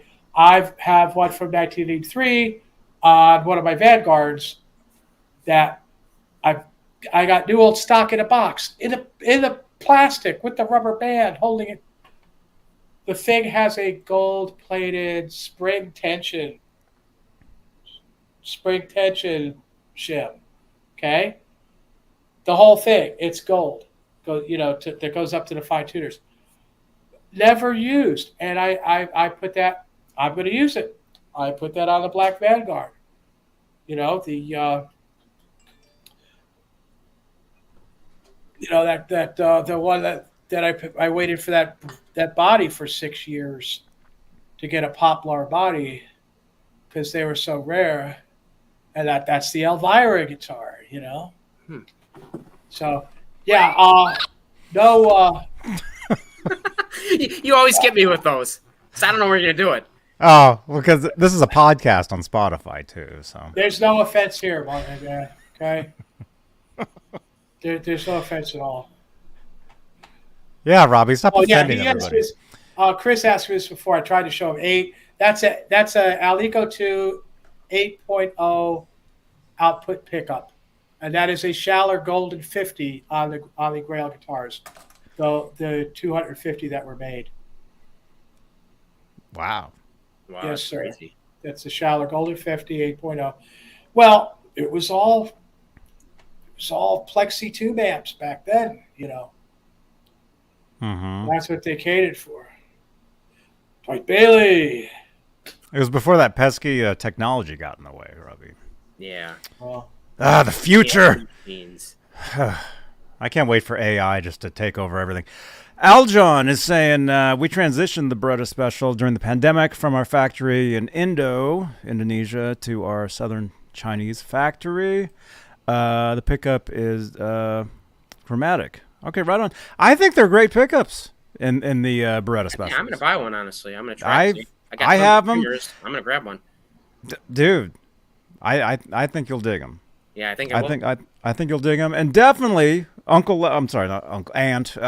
brother Laz, when he gets his, he's going to put it in a guitar, and then we're going to do a video where we play all the stuff side by side and rock out. That sounds pretty good. Good time to me. You should fly out here and join us. You can sleep on his couch. Yes, that's fine. I'll sleep under the couch. I'll be like a boogeyman. Yeah, that was my biggest fear as a kid. You look under the bed. You don't know what's gonna be under there. I'm still scared of that. Yeah, it's your little cat, little boots. Oh my gosh, how are we doing on time? You guys, smash that thumbs up. We got 25 thumbs ups. Awesome. Smash it. And Aljon is saying the original Schaller pickups are great. Don't get rid of it. That's true. Don't get rid of it. Leave it. Leave it where it is. I actually have one left of a 1979 Schaller Golden 50 with the 8.0 pickup, and I sent it out to Lindsey Fralin, and he wax potted it for me. It's a great sounding pickup through the tube amp. It's not for your, solid state preamp, metal sounding, modeling amp thing. It's not for that. It's for driving tubes, and it's beautiful for that. But again, the 78 custom shop staggered winding custom shop pickup, wound by Marcelo Juarez. Hi, this is MJ from the Seymour Duncan NAM 2023 in Anaheim, California. You're watching Johnny B. Johnny Beane. Johnny Beane, okay? Thanks for all your support. If you've ever seen me on my channel play electric guitar, there's a 99.9% chance that pickup is in the guitar I'm playing. And who was it? Who was it wound by? It was wound by Marcelo Juarez. Hi, this is MJ from the Seymour Duncan NAM 2023 in Anaheim, California. You're watching Johnny B. Johnny Beane. Johnny Beane, okay? Thanks for all your support. So she winds those? Yeah, all the pickups I have were wound by her, except for one. By who? Okay, well, who does she work for? She works for Seymour Duncan. There we go. Hi guys, Seymour here at the NAMM 2019 with Johnny Beane. We're having a good time and enjoy it. Yes, everybody. Seymour Duncan pickups. They're the best. That's what Edward did. Edward went to Seymour and he said he wanted a pickup a little hotter, and he wanted it with staggered windings, and he wanted more wire on the slug side. And that's what the 78 custom shop is. And don't get it confused with the production line one that they're selling cheaper. Those aren't wound by Marcella. They do not have staggered wire. By who? Marcelo Juarez. Hi, this is MJ from the Seymour Duncan NAM 2023 in Anaheim, California. You're watching Johnny B. Johnny Beane. Johnny Beane, okay? Thanks for all your support. The one they have production line they're called 78 is just an Alico 2 stock pickup, which I have in the 1982 guitar that I made when Edward was doing his 5150. That was made by Bill Isaacson. So I don't have his channel ID. nobody's ever heard of him. There's only only that one guy that worked for Tom Anderson ever heard of him. And who was that? That was Brett. Brett. Oh, the guy we had on the show. Right. He was the guy on our Ripley show. Brett. I've got him. Right. I've got him on Facebook, friends. Let me check. Man, he's doing some FBI work over there. He's a guy like, I gotta dig through all my files. Find this guy. No, I've friended him before. Give me a second. Give me a second. I will find him. Boot up the modem, Robbie. Boot up the modem. Well, Hang on. The gong is a modem. Oh yeah. What's up? Yo, Chris Kruger is here. Mark Dillon, Martin Hensley, Brett Gould. Brett Gould. That was it. That was him. Yeah. Brett Gould came out here, and when I said, "Did you backbow the neck before you sand the frets?" he said, "Yes." Tom Anderson told him to do it that way. There's no doubt in my mind that Edward told Tom Anderson he wanted to do that because he told me the same thing. So he verified that, which has been at that time it was debated. Oh, I'm not going to do that. I want my frets perfectly straight. I need this tool to make sure every fret is just that. Edward said, "Screw that. Crank that thing. Tear the crap out of it." Oh yeah, man, it works. It works. Now, who has all those guitars? Are they all accounted for, or are they just floating around somewhere? That's a big question, Johnny. What guitars? He wants to know where all Ed's guitars are. They're all over the place, right? Wolfgang His, has his guitars, his actual Yeah. guitars. Yeah, I mean, The- I'm the- sure a couple of them slipped out of the wood. I'm sure some are floating around somewhere and people don't know it. I'm sure he had quite a few of them. Oh, I would think everything that he had, you know, is that 5150. Yeah. That's what I would think. But I mean, over the years, I mean, he gave a lot of guitars away. Really? You know. And speaking of that, let's check this out. Actually, I put yes. that. I put that. It's in the other brand. Where is that? Photos. There we go. Our names. Okay, tell us. This is exciting. Robbie, check this out. So, Chris, what can you tell us about what's the story with this this guitar? Well, that guy, I got that at auction last week. Okay, I got it the same week. I originally was bidding on it, and last second I got sniped and someone outbidded me, and the auction ended. Okay. Was his name Kevin? No, maybe it was. Could have been. No, that wasn't Kevin. Kevin wasn't after this one. He knew about it, but he wasn't after it. And so I just kind of let it go. And about 2 hours later, I get an email saying, "Hey, the guy who outbidded you ended up, bailing out, and he didn't want to get the guitar. So we're offered to you at your price that you bid on." So I took it. I said, "Okay." And I wasn't really too sure that the signatures were legit on it. I mean, I just kind of had a gut feeling that. My mind was saying that they weren't, but my gut says they were legit. So I got this guitar, and on the back there's a sticker that says Rockstar Gallery, Arizona. And I didn't. It's on top of. You can't see it in this, I can but send you a picture here real quick if you there. want. Sure, or you can just show it to the camera. Yeah, here I can show it to the camera real quick. So there's a sticker on the top. Oh, there it is, the actual guitar. There's Rockstar Gallery, and then there's a number under it.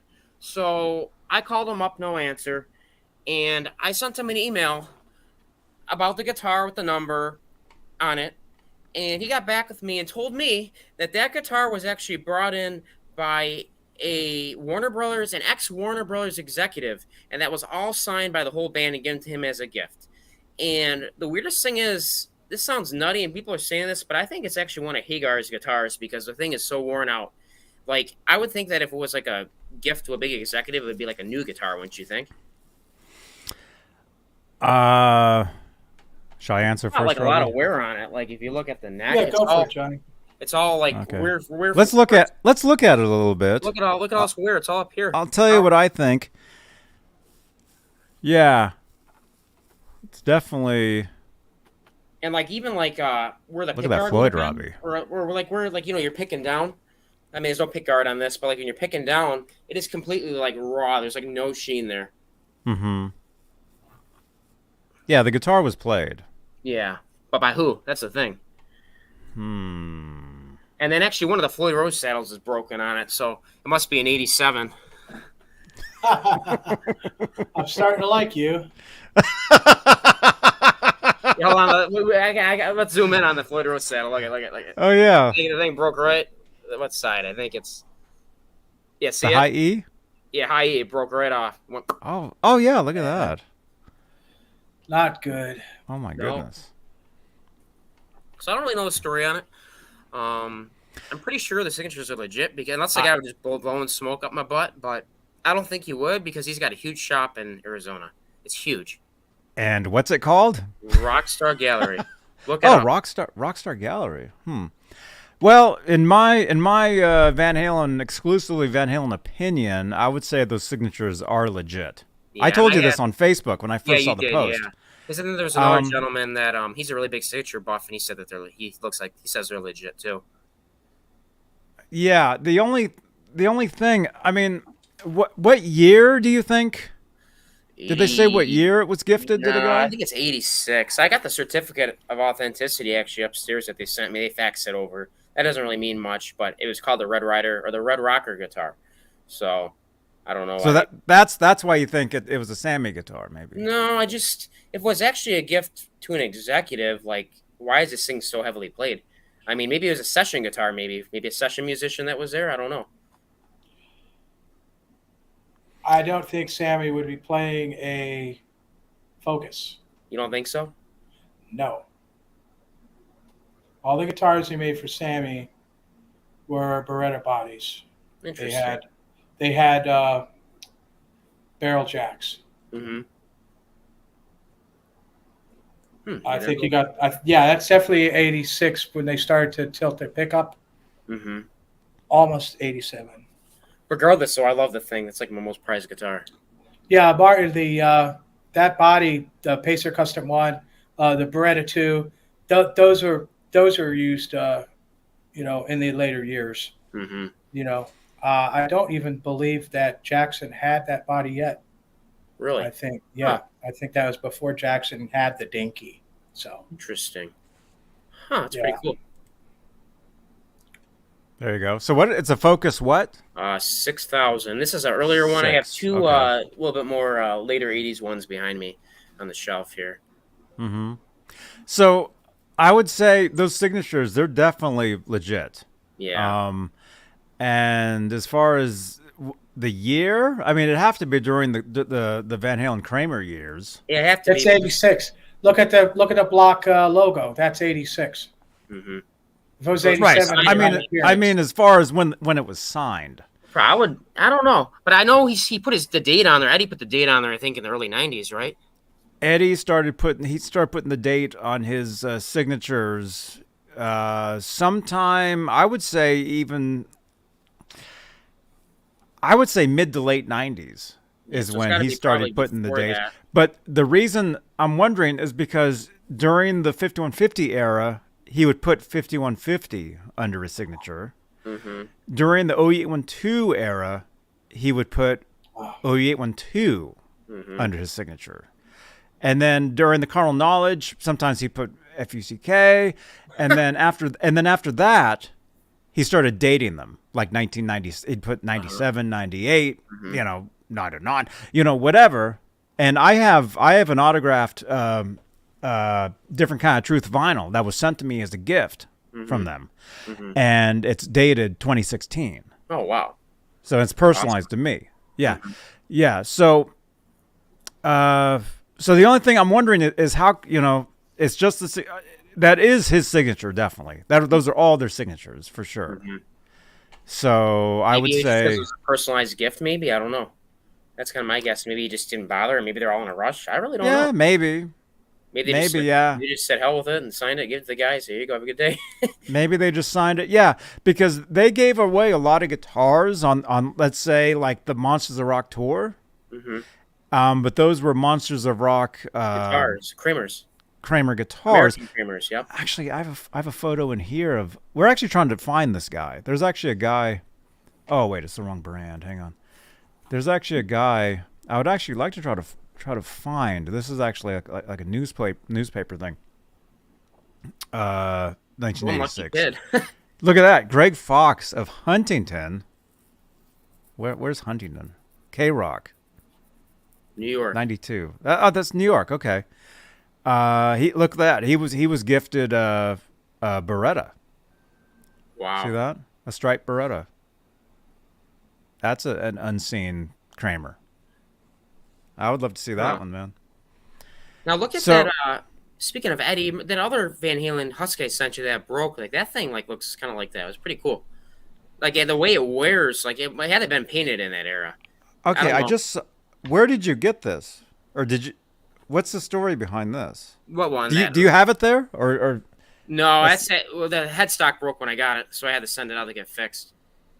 I don't know. That's the guitar you're talking about, right? I bought it in Japan. Okay, that's the JK. But like, look at the back of it. It's like really, like it looks really legit. Wait, sorry. It's a JK 1000. Yeah, that one right there. Yeah. Just the way it's like weird. Like it wasn't forced. It was very natural.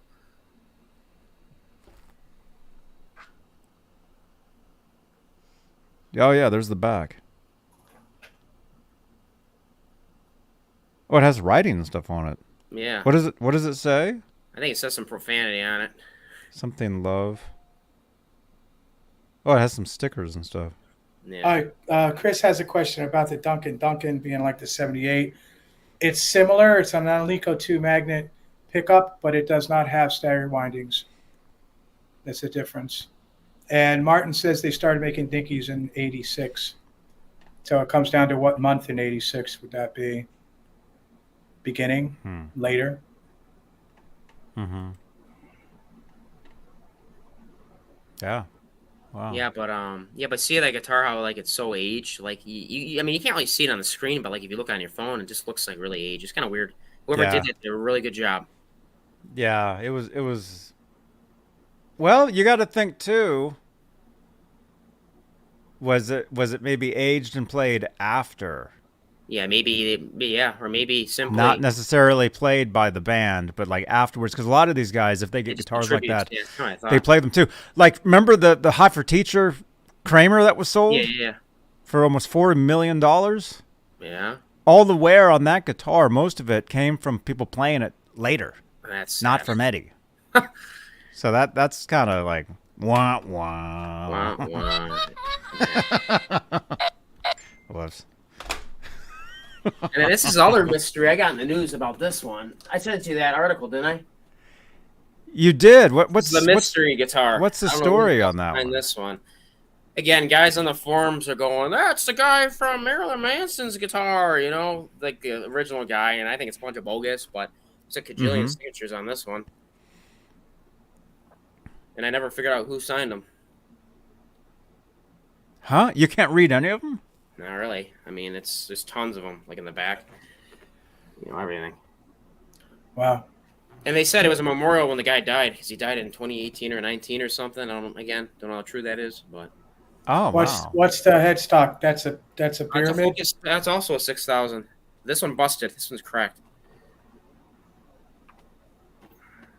Yeah, that's 87.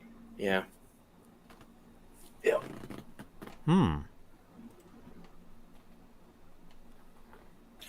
Well, Martin, with this whole dinkies being made, I guess they were made at the same time. In '86, Kramer was approaching major lawsuits on several fronts. So they might have just said, well, the heck with it, If they made them first, they just copy them and not worry about it. That could have been the case too. I do know that in '82, that Kramer had experimental guitars that had sharp edges, because I have one, and that style came back in the Beretta 2 and the Pacer Custom 1 later on, and it never left some guitars like the Vanguard or the Voyager or the Condor. They always had sharp-ish edges. They got a little rounder sometime and got a little sharper later. Yeah, so this is basically a dinky right here, isn't it? Basically the style and even the fretboard and everything. Well, this isn't a Jackson, but it's kind of mellowed out after that. Probably, honestly, made in the same factory. This is that, what's that? That's not a Kramer, guys, but it's a Fernandez. Oh, get that out of here. Just kidding. When the Kramers dry up, these are going to be the next ones. Mark my word on that. The Kramers all dry up. Oh, there's Mr. Kitty. Oh, Zora, what do you think of that Fernandez? He's like, no good, no. He don't like really? Hey, look, he's got boots too. Oh, yeah. He has boots. She does. Look at that. Yeah, she does. Is Zora a guy? Yeah. No, Zora's a princess. She is a female. Cutie. Cute little kitty. Oh, look at that. Zora, what do you think of that stuff? Oh. Zora, what do you think? Huh? You got an opinion? You got nothing to say on the subject? Wow. Is that the cat? She's like, when's dinner? When's dinner? I'm hungry. She wants some of that. She's like, when are you making your dinner? Because I'm going to have it. Yeah, she's saying... What time is Jersey Mike's? You don't feed her Jersey Mike's sandwiches. No, she gets fancy feast and treats. Well, my cat grabs pizza slices because I grew up on a barn, so all the workers would eat pizza, and the thing would grab the pizza slices and take off. So we get pizza about a month ago. I've seen that on TikTok. Yeah. Whatever. We should start a cat show. Yeah, we should. I like cats. Yeah. I can't always catch her. Mm-hmm. Yeah, 'Cause he's quick. Boots is on the prowl right now. He's looking for things outside the kill, even though he's inside. What are you doing, Zora, huh? You want to say hi? Let's get a little closer. Hey, There you go, Zora. cute little kitty. Whoa! Looks like she's got like a little Obviously, Persian in her. yes. She is a Norwegian forest cat. Oh, very cool. You Very have cats, good. Johnny? Huh? You have cats? I have one. Oh, really? Yeah, his name's Ned. Oh, they Ned, call that's him funny. they call him Ned Templeman or Ned Halen or Ned Zeppelin. I like that. No, I don't really have much more to show today. All my other stuff's in the shop because it broke when it was shipped, or I gotta get work done on it. I want to show you guys a Night Swan when I get that back. That flip flop blue. It goes flip flop purple to blue. It's really cool. Nice. Yeah. Nice. Dude, yeah, that's awesome. Yeah. That's awesome, man. Let's see. How are we doing on time? What do you think, Robbie? You Got want to some- hang out to? You want to hang out to look at listings, Chris? Yeah. Sounds good. All right. Let's look at this. I don't know. The thing is, he might show something that you're looking to buy, so. So what is listings? People show like, and we kind of give our opinions on it. I look up ads Okay. for stuff that's on sale and basically rip them to shreds because most of them are total rip-offs. We can do that, and they're not sponsoring us or anything. What are they going to do? I'm not wrong. They No, can't you're say not. you're wrong. Yeah. Because you get those shows that they're like, oh, they're a sponsor. You can't be doing that, you know. Well, yeah, those things he has to talk nice about. Okay. I try. Don't I, Johnny? He tries. Yes. He really tries. Okay. Where did you send? Oh, there you are. Okay, the WhatsApp. Okay, how many did you send? A few? Okay. The starts with the showster? Well, I know these guys were going to come on. That's So that ugly I thing that looks like it came out of the depths of hell, that thing. It's got like little I horns on wanted it. to show some newer stuff. hate those things. You know, these guys are coming on, and I wanted to make them feel comfortable. Sorry. Is this the one the guy wrote the absolute novel with? The novel. That is red one ridiculous. on eBay. Let me see. This is Reverb. Vintage Kramer American Showster. Savant? These guitars, $900. these guitars are made at the very end, trying to kind of make something out of Kramer. You know, it's I have never seen one of these. Oh my gosh. Yeah, they're pretty hideous. I'm not really a fan of them. That guitar looks like it's laughing. Yeah, it looks like something like set out of the depths of hell. And look at that carpet. Oh, dude, I've never seen one of these. Dang. I've seen several. Well, that carpet brings back memories. You guys know I can't stand the pyramid logo. I've never seen like that Showster logo on there. When was this, Robbie? 89. Was it 89, 90? That's right at the tail end, wasn't it? Yeah, sad times. Hmm. Wow. That thing is hideous. I'm sorry. And I hate to say it, those things when they sell, like there's one on eBay I think for $900, and the guy can't even move it. Well, this is twice as much. He's wants to get that for that? That's how much they want for this one. He What's doesn't he even smoking? really know what What's he year it smoking? is. So this one has a book attached? I'm not sure. It could have been. Maybe it's a different. No, No, it does have a book. Yes, it does have a book attached, and this guy goes on and on and on about how rare it is and how this one had the piece of steel inside the body for sustain, and you can't see it from outside the body. As they started to do that, they started to take like a rod of steel and putting it in the body so it would have more sustain. It was just like, man, after when 86 happened, they just spiraled into a abyss of horrible ideas. Just terrible, terrible things. Oh, wow. They're saying this guitar has dimples. Damn. I like that whistle. I'll tell you what else has got some dimples. We're not gonna go there.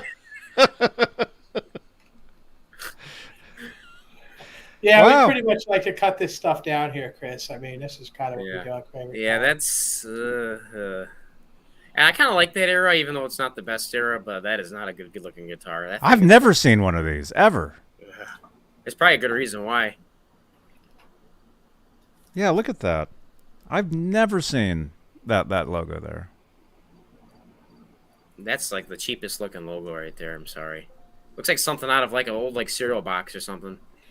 I always hated the pyramid logo. And even that headstock is kind of misshapen. Yeah. I mean, even for a pointy, it's like, what? And that's you say. Look at that. I believe that's the three-piece neck. Oh no! It's like a face. It's like looking. Look at that. Well, they say bad things come in threes, so I guess you got all three in one thing, right? Oh, lots of people like those. Yeah, Kevin loves them. He goes, they're super desirable. I'm like, are they? I didn't know they were. And then look at this. Look at this stereo. I've never seen this. It says I got to get a drink too. I'll be right back. This thing says ST on the serial number. Really? Or SF. Wait, let me get my magnet. SF. I got an ad we can rip the shreds. Like I'm in San Francisco. I seen somebody on eBay earlier. They have a newer Kramer, and they put an old plate on it to fool people. Yeah, that kind of stuff happens all the time. You would never get that past me. Hey, Holly, saying hi to Zora. Thank you. Zora, Holly says hi. She's cleaning herself. Yeah, I mean, I look at that. You have your oversized screws going in there. Those are bigger than the small screws that were used in the good days. And the, SF on the plate. Oh, God, that screams a lot of import there, man. Maybe they were getting parts from Korea on this one. That is Korean, yeah, because I know SF. I think usually the Japanese ones start with an E or a D. I think. The Japanese ones. Oh, you talk about the ones out of the factory. Yeah. Those were E's and F's. The D's were 84. The end of 84. Your 85s usually had D into E. E was at the beginning, kind of beginning-ish of 86.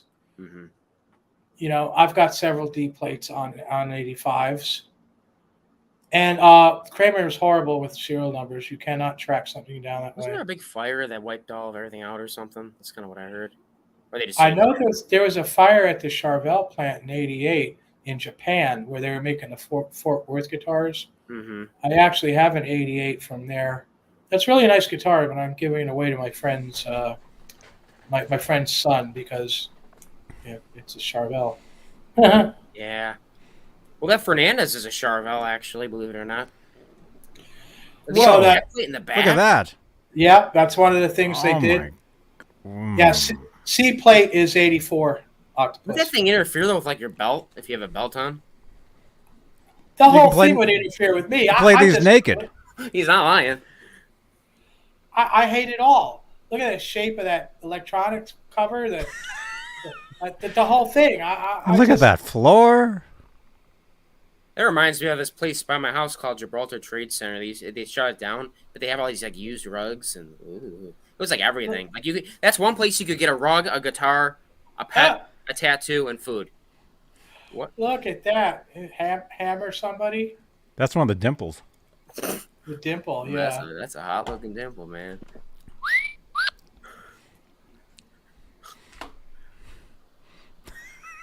I hate to say it, but I think the guitar pick looks better than the guitar.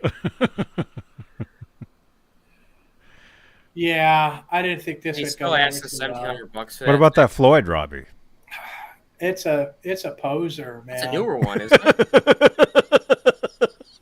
This is one of those that's licensed because at that year they weren't allowed to use the actual Floyd, so they had copies being made.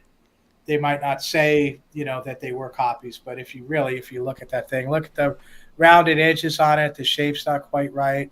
The bar screws in with a coupling, Oh, It's shady at well, best. I made a boo boo then because on my Night Swan, it came with one. It was black and it was all like delaminated, so I sent it out to get powder coated.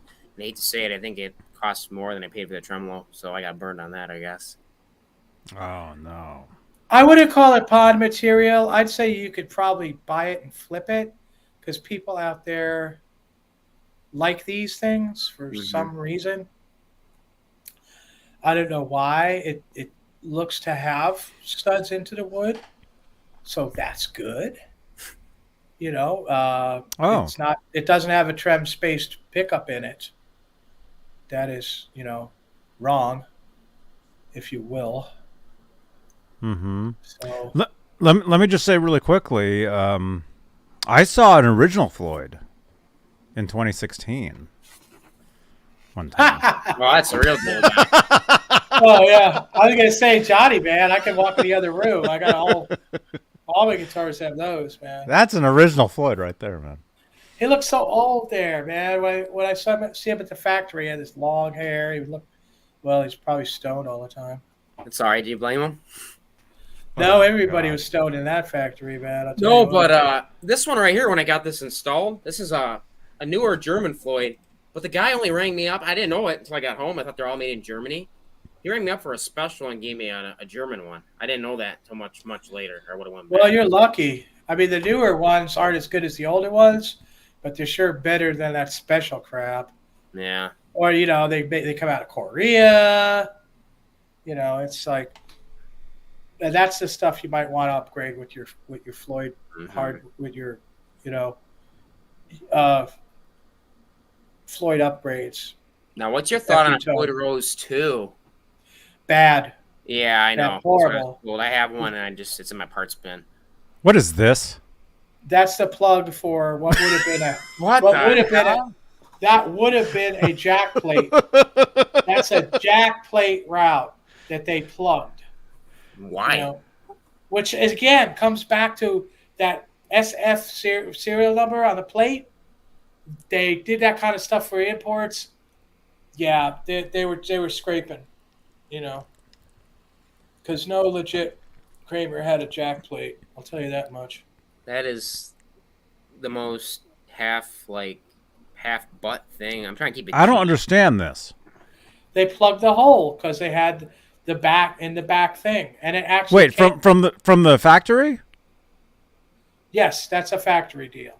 Wow, I thought that was like where you hide all your drugs. You put your cocaine in there and pop the cap on. What he said. That's crazy. Yeah. Oh, it keeps going. Look at this. Man, some of these ads, everything's expensive right now. Guitar-wise, especially Kramer's. I'd rather pay $1,600 for look at these knobs. 82 to 85 Grail neck, just the neck, and forget this whole guitar. Yeah, those are I'm afraid those aren't the ones with the set screw. Those are the push-on knob. Those are not the ones you're looking for. No. And look at these tiny switches. That's so weird. Pretty bad. This is such a weird guitar. I've never seen this thing.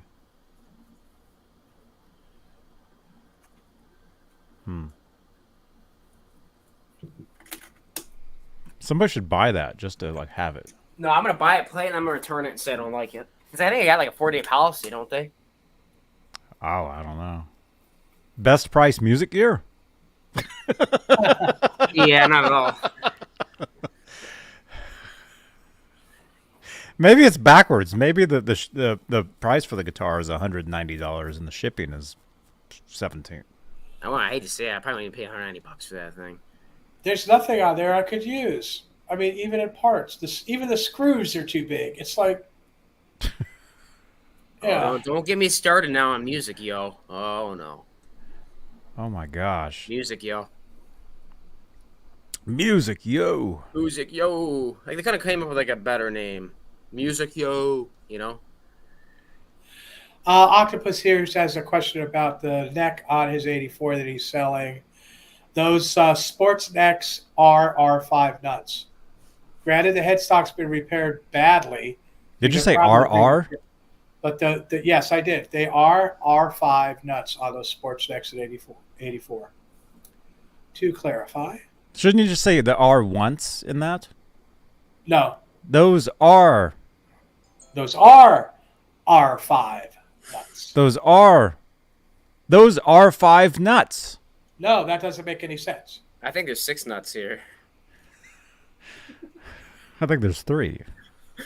Maybe. I think there's 3. But look at this. There you go, man. Vintage original Night Swan. Again, 87. I knew Chris was coming on here, and I thought he might have some newer stuff, and that's new to me. So something 40 years ago is new to you. Right. That's newer. That's past my 85 parameter. Is everything in your room from 1982? Well, I have a new TV. I have an 88 Charvel I'm giving away. Is your car? When's your car from? My car's from 87. Your car? It's pretty cool. Yeah, it's Wait, your car's been running since 87? It's a FBI police interceptor.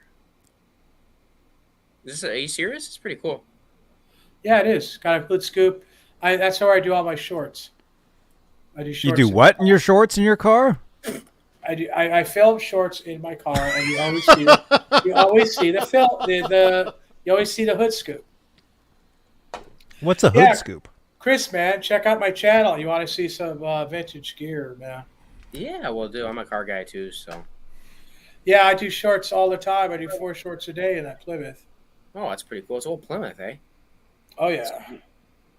Yeah, I got a 92 Lexus I drive every day, so I mean that thing runs like absolute top. I'll put my link up for you. I don't usually do this. I don't usually put my link up, for He doesn't usually talk about himself publicly. But there you go. So awesome. Well, I really can't see it on my end. Yeah, he can't see the chat, but on replay you'll see it. Okay, cool. All right, yeah, because at least you'll know it's in here. So is $4,000 too much for a '87 Night Swan? I mean that's what they're going for, but would I pay that much? I mean, I got maybe $1,200 into mine, honestly. What about that though? That's more scrap iron. That's the one that's on mine. That's the one that they put on there. They had to put original because they had it farmed out, and it was the lawsuit was going on, and yeah, so that was a no-go. Bad. No, that's the one I powder coated. Great. I mean, it probably still work. Who knows? There's lots of people that have look at the tolerances on that. Look at the saddle spacing, the rounded corners. It's all jumbled together by a 4-year-old. It's plus it's bad metal too. It'll work for a while. If you play this guitar every day for 4 hours a day, then in a couple, 3 months, 4 months, you might see it. Yeah. Yeah, I don't know. I think that's kind of what they're going for, but I don't think they're going to get really much higher in value than that. Just my opinion. Look at the string spacing on that guitar. Oof. That's a R1 nut. No, why? You mean that RR a one nut? Now, why are the Swans, I guess, so desirable? I mean, is it because of the Vivian Campbell roots, or what is it? Well, that's true. They didn't make a whole shit ton of them, and it was one of the last to come out. People tend to dig them,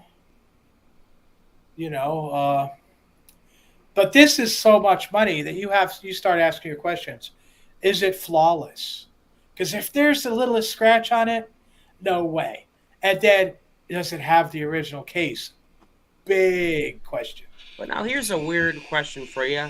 I got a Japanese Swan, and the difference on it is it's a little bit different, I think, wood on the body, and the fret markers aren't staggered, they're just straight.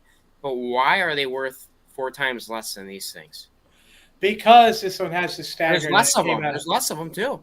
Yeah, but this came out of this. It technically came out of the Kramer factory, even though the parts were made actually from ESP.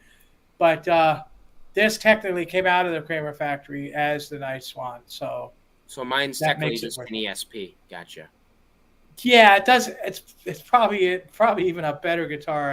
I'd hate to say, and I wouldn't be surprised if it has a one-piece neck either. It does. I got a one piece. Again, it's not original because the original was messed up. But actually, I'll send you a picture. I'm gonna send you a picture real quick of that one piece neck I have for that thing because I got a picture of it on my phone here. Johnny, does that sound good? Yeah. I don't know if you can load it up here. Let me. You want me to send it to your personal chat or the group message?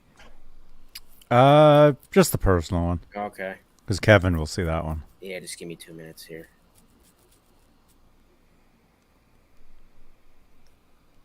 There you go. Yeah, it's got a really nice kind of a tint to it. It's actually, I think it was an ESP neck because it was like basically an NOS neck. It had no holes or nothing in it. And it's, I'm pretty sure it's a Kramer neck. Oh, wow. Or an ESP neck. No, it's a 3-piece. Yeah, B. Scott, man, you're right in all the things you're saying. I just did not agree with any of it. Yeah. My opinion was not going to happen here. No, I hear you. I like the wood.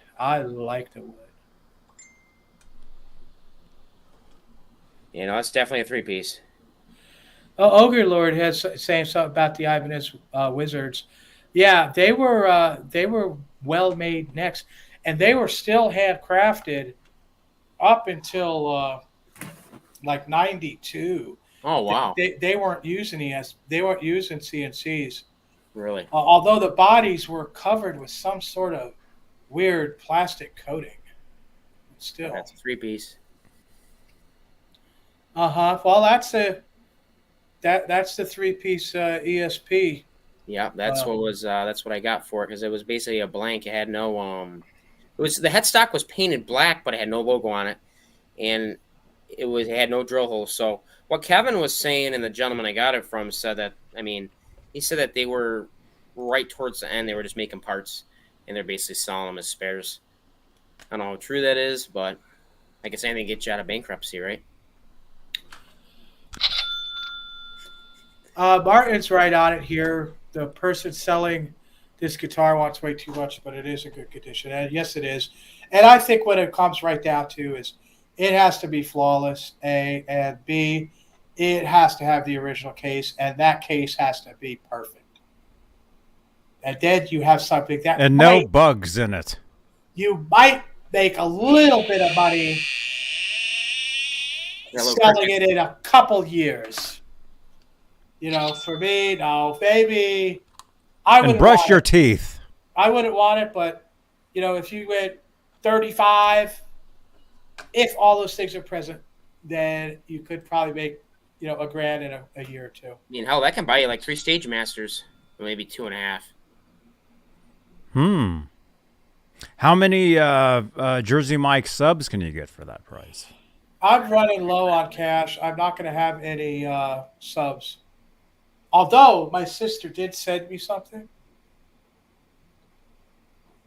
Check this out. This card.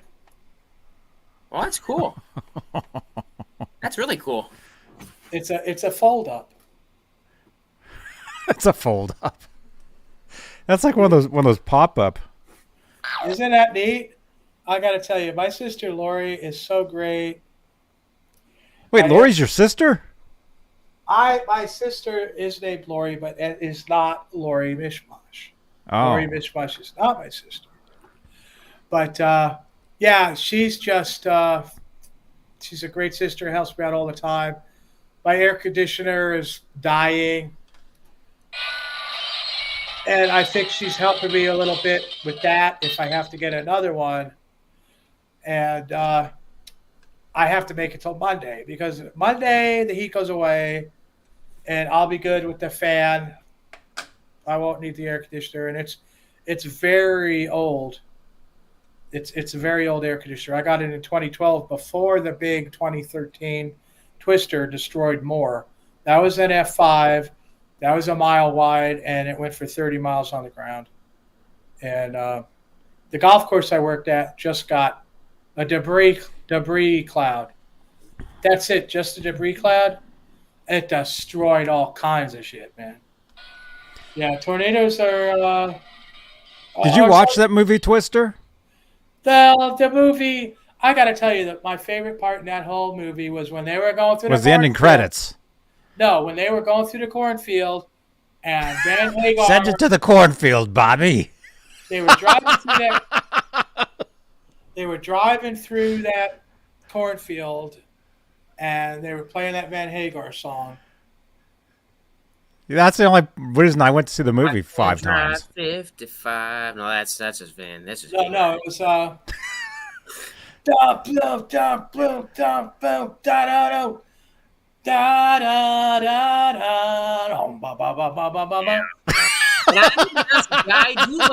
I like the David Lee Roth era, and I do like the Hagar era. But that guy after him,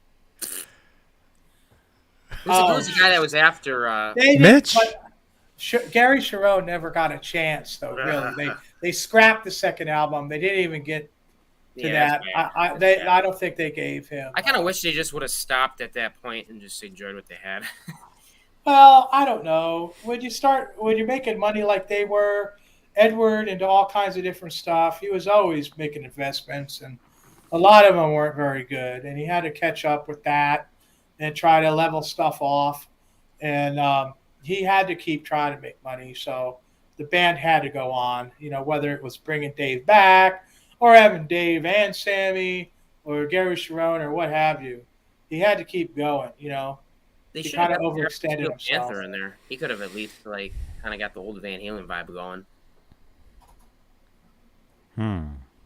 Oh, yeah, I don't imagine F5's coming. Somebody says it's gonna bring my gong back to Germany. Well, I'll tell you what, this is a very safe spot I'm in, and it was actually confirmed and blessed by Native Americans that came to my house before. I never said nothing, Robbie.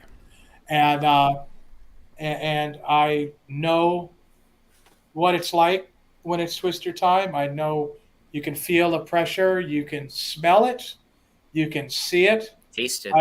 I've had Twisters come right up to my house and lift up and go over and then come down across the river. Did it sound like this? No. The closest one I had to my house, it sounded like a train was coming down the street. That's the scary. whole house was shaking. And this was on the other side of town. And it wasn't that big. It was like an F2 or something, which is kind of like small. And it was funny because, all right, here it comes by in about 5 minutes, and the whole house is shaking. It goes by. Then I go outside after it's passed, okay? After it's passed, the sirens go out. Everybody runs out of the house, gets in their cars, and starts to drive to shelters. And I'm just like, what, you people? Don't you think you didn't you just feel it? It's gone. That's crazy. They all start freaking out. It's like, what is it with guys, though, when there's a tornado? We're all like, oh, let's go sit on the porch and have a couple beers. And we're like looking at the thing, like blowing everybody's house away. And we don't really care. We're just like, well, that's a guy thing. It must be like something from like the caveman days or something. I don't know. I can't do that. I cannot stand it. Even when I was cleaning up the debris at the golf course after the first day, I got violently ill just being around the damage. It's very stressful, and there's people that think it's cool or something, and I do not. Both of the ones I saw 2 F5s. Livelihood's blown away. It's like, wow. I saw the one in 1999 that also destroyed more the first time, and that was on the other side of the river. And I saw this big green thing with green flashes coming out of it, and it was probably about, I'd say, a mile from my house on the other side of the river, because they usually follow the river like that. And that was horrible destruction too. And, they always get the news people out there, and they show the people, right after it went by, and they always get the toothless lady smoking, like,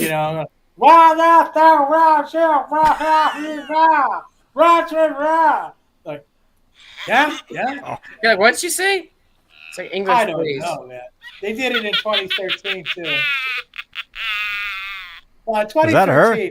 Was that the witch from Wizard of Oz? Yeah. He just said he saw a green thing. He saw the witch. Maybe it was a booger. That's what he saw. And in 2013, I was at the golf course. Totally clear sky, hot, very hot, not a cloud in the sky. You golf?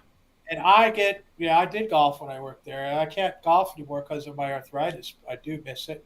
And I flunked out of trying to get on tour. I was a decent golfer, but I could not shoot under 66 on a constant basis, so I didn't make it. But I was working.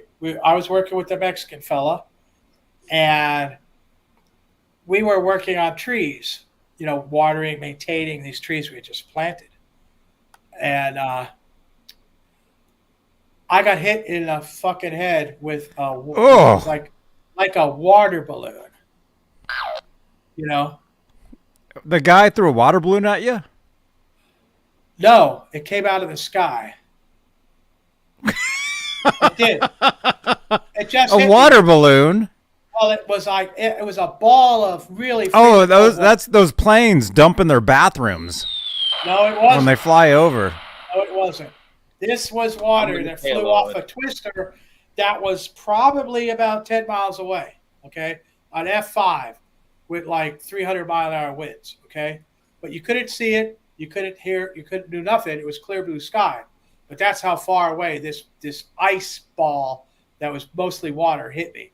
And I went right. I looked at the Mexican guy and I shook my head. I was like, I do right away. You mean you looked at the guy? And I went. I don't think it matters. I do, because he was looked at me like, Robbie, what's going on, Robbie? But let's go back to the shop right now. Oh my gosh!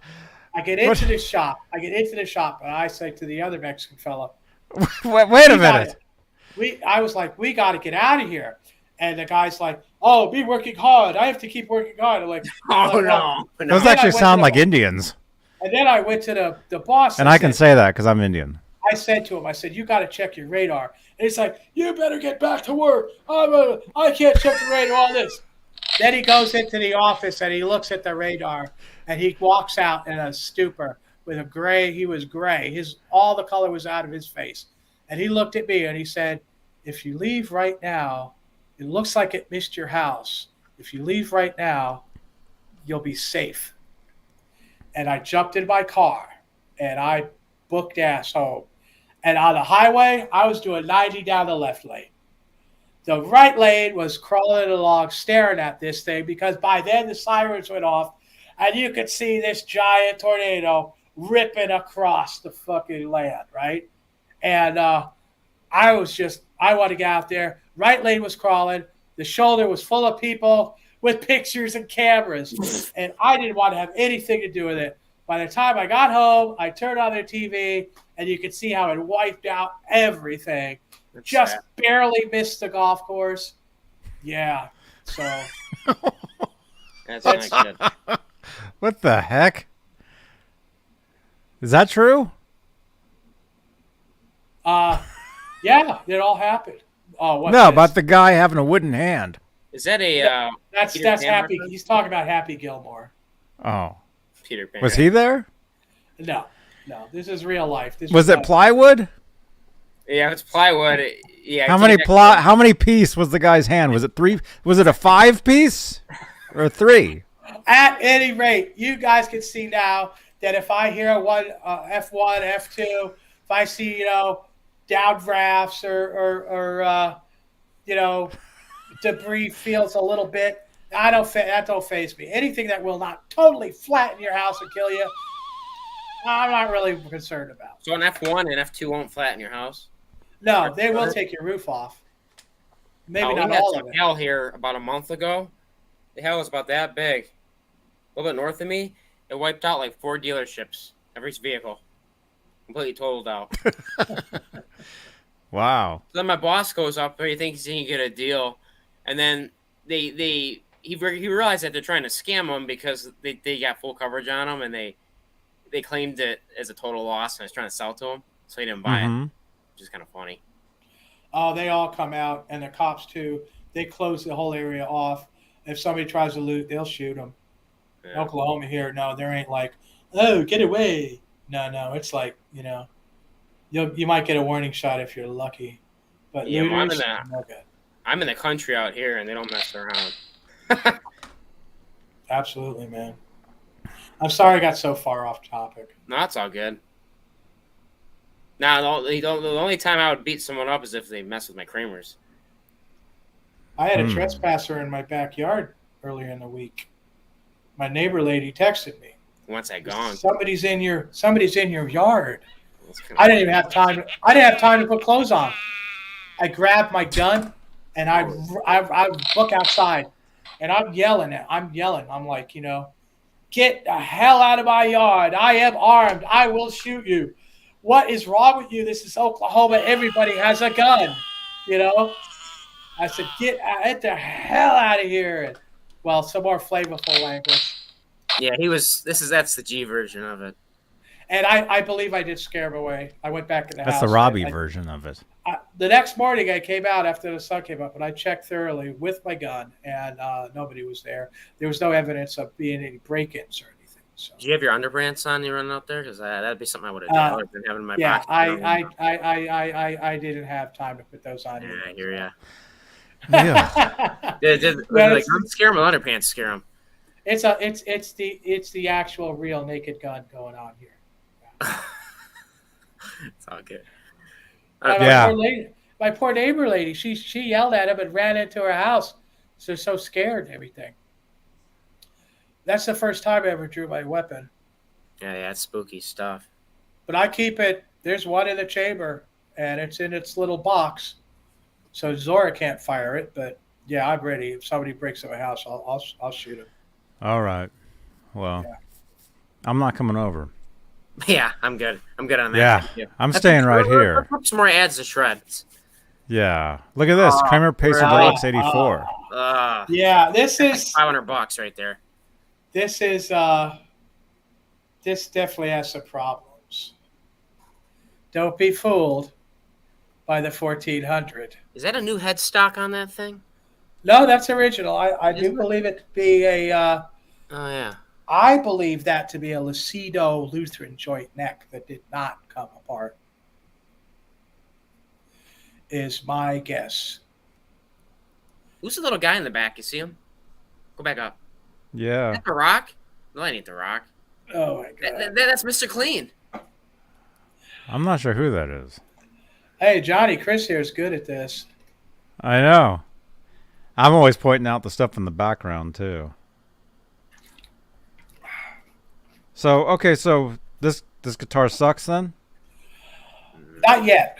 Now, I was never a fan of the pick-on guitars, and we will see why soon. Okay. But everything's legit. I believe that's the Floyd we need. Although, can we get closer? Because that's a legit Floyd. It's a legit headstock and a legit neck.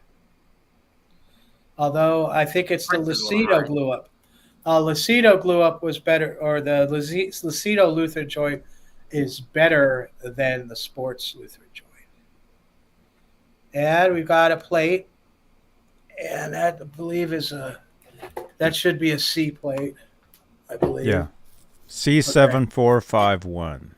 Right, so it's probably about, I'd say, July, August, that guitar when it came out of the factory. I can only now this is suspect. Yeah, Schaller Tuners was 85. So that raises a question to me, because this should have had Godas. That looks new. They look brand new too. Right, it should have Godas. Now they're 45, and here we see the Lutheran joint is still a good plate, good shape. We don't have much of a flute there, and the shape of that Lutheran joint tells me that is a Lucido that did not separate. Because what happened was Kramer wanted Lucido and sports to use cheaper glue to save money, and that's why they came apart. If they'd have used better glue, that would have never happened. Glue. And probably all the necks probably would have had Luther joints like Jackson's do. They're cutting corners on glue. They cut corners on screws. What do they do? Put like silver cheap iron screws instead of stainless steel, or what do they do? No, well, does this guy's a dinosaur in this cage here? That's Pokemon. They weren't stainless steel screws, but Look at that. They had gotten some screws that were too long, and the head of Kramer demanded they be cut down and ground. Used. Okay, here we go. Here we go. Cracked right there. This is where the stuff hits the fan. Okay. These pickguard guitars. It's a dinosaur, Peggy. These pickguard guitars have the hole drilled too close to the edge. If you use a higher gauge string or you put too many springs in it, it's going to put too much tension on it, and you're going to get that kind of problem. This guy had it fixed. Might have that. But I basically stay away from the pickguard bodies because of this.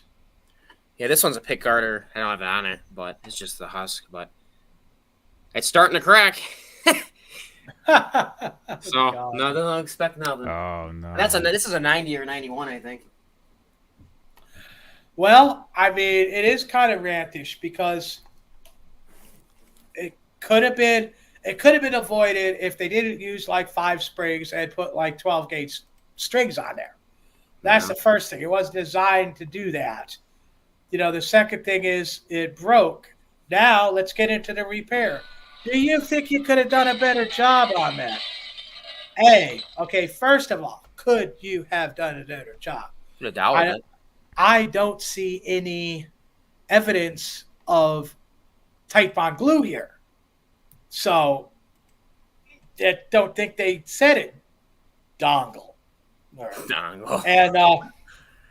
And again, here's the biggest thing. When they repaired it, they did not put a bracer on the edge of the route. You should have tight bond glued a brace going around the edge of that route so it would have stayed tighter. Now it's holding so far, but I think this is why the guitar is so low in price. The neck itself is probably worth about $800 on its own. The body, I think, is not really worth much in that condition. The Floyd is probably worth about $350 to $400. That pickup, as you see there, is a 16 output Schaller. That's a 6 output Schaller. That pickup's probably worth a couple hundred. So, it comes down to, do you have the original case and is it in pristine condition? Because you need all the cylinders firing on this to get your $1,400 out of there. The neck plate's crooked, it looks like. That's common. Lots of neck plates were crooked out of the factory. Yeah. That's pretty much SOP on that. Oh, is it? It's something that I correct when I rebuild and refinish. Mm-hmm. But out of the factory, that's to almost be expected. Again, you got your Schallers instead of the Godas. Those Schaller tuning keys are probably worth about $100, $120, maybe, depending on how new they are. It really depends on how new they are. The newer, the less they're worth. Where do you think all those cables go? I have no idea. Right to the lizard or the dinosaur that's in there. Reptar. Sky Prop wants words, Johnny. You want some words?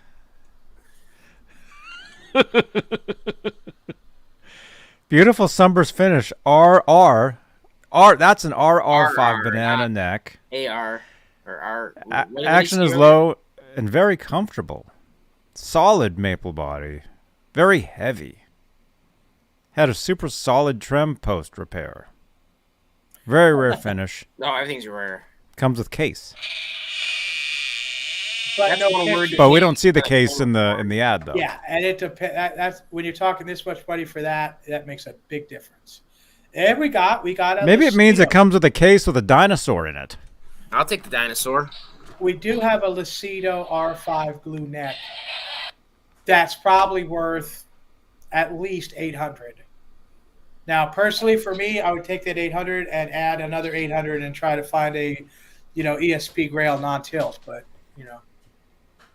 it's not it's not totally bad. But your margins are close here if you're going to part it.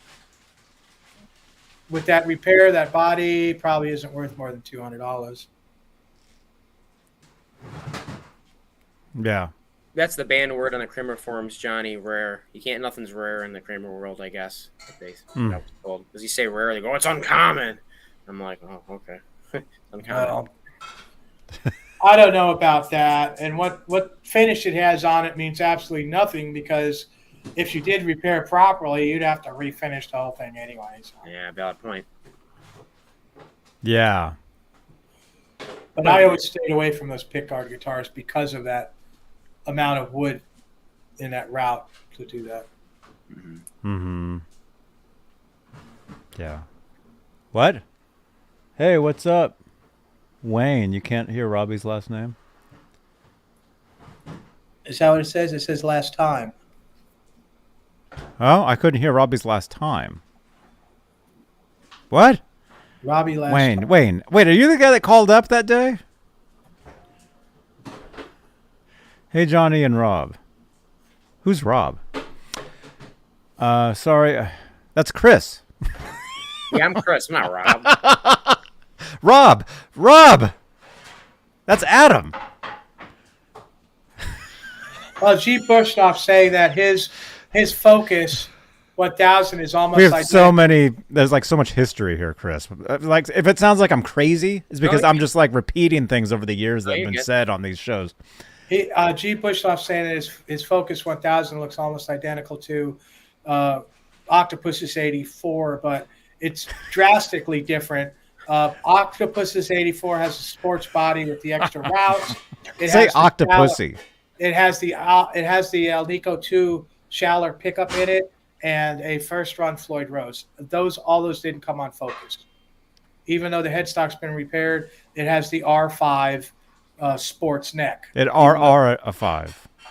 So there's drastic differences between the two. Your Focus is made of alder, and it has an R2 neck.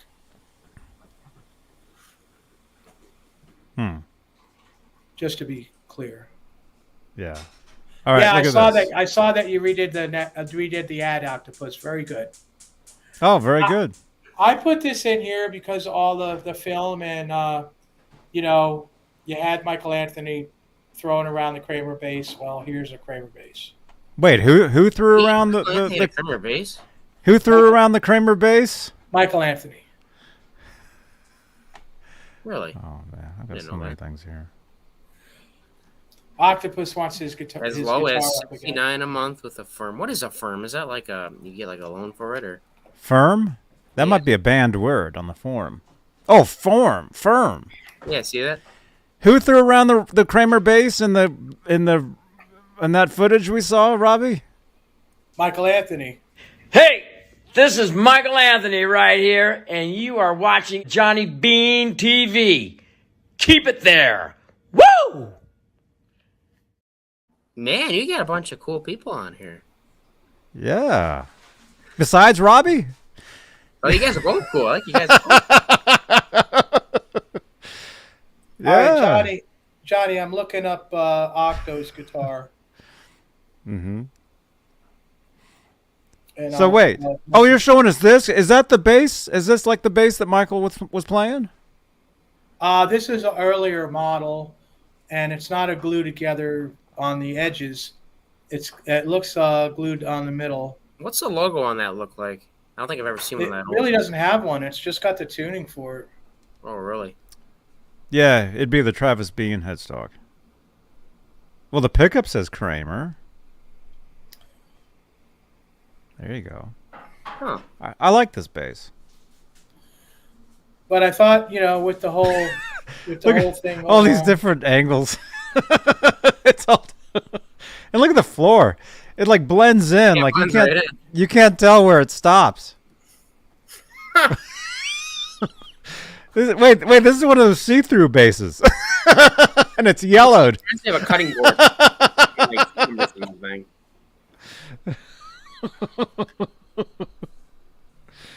Look at that. There you go. Oh, you can almost see it. Here, go back. Oh a couple my pictures. goodness. Oh. What happened there though?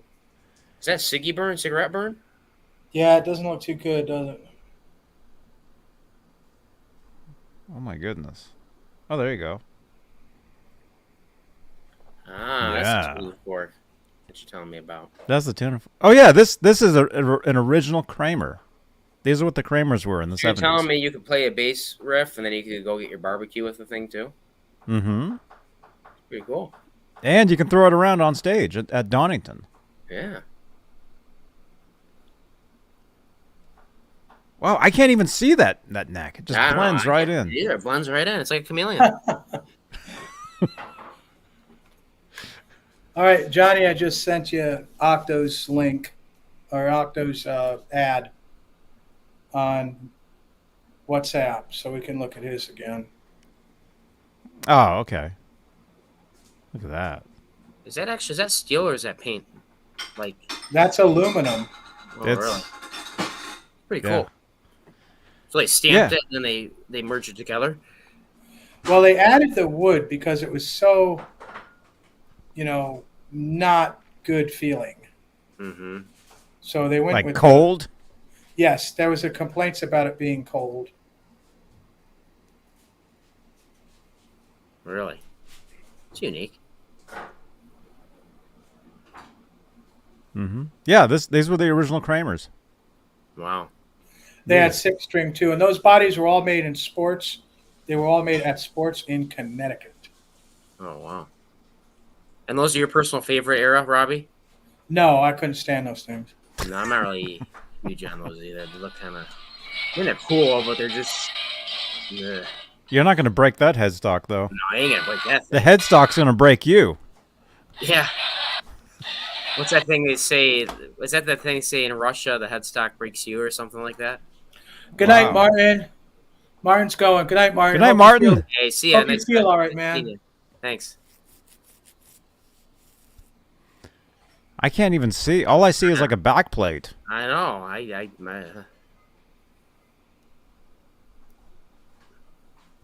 Wow. So, Yeah, Robbie...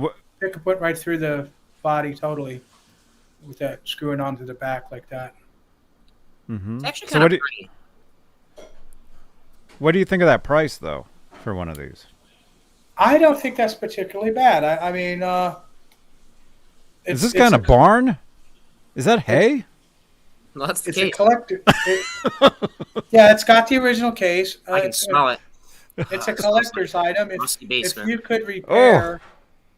Well, look at the size of that capacitor. Whoa. I like that. Look at that orange drop. Woo! Look at those dimples. Yeah, I like that. That's cool. Of course, it's not wired properly, but still, it's a nice capacitor. That's kind of like what I use on my guitars. Mm-hmm. They're basically telling me a guy wired this that did not know what the hell he was doing. Well, he might have and wanted to sound more trebly. Nah, that's true, too. And, of course, it does look a little nasty. No, man, I can imagine the smell of that case. It smells like Newports and musty basement. The stickers take away from the price here. I'd say probably maybe $1,200 if you were into it. Yeah. But you'd have to be into it. Rhino. Didn't they sign Rat? Rhino? Yeah, wasn't that Rat's record contract? Rhino is now Warner Brothers. Oh, really? So the new Van Halen is coming out on Rhino. Really? The box set that's coming out, yeah. So there's no more Warner Brothers anymore? Oh, it's called Warner's. It's called Warner's, and Rhino, I think Rhino's a part of it. Thank you for helping those people, James. A disaster needs all the help people could get. Kind of like this show. I don't know, Johnny. I didn't think so, but Well, it's not over yet, Robbie. Hey, Johnny, I got an ad we can rip to shreds here. Let me send it to you. I seen it this morning. Let's see here. Give me 1 minute. Oh, and we do giveaways, too. Oh, very nice. What are we giving away, Robbie? You might be giving away a set of strings. Should I? Maybe. Is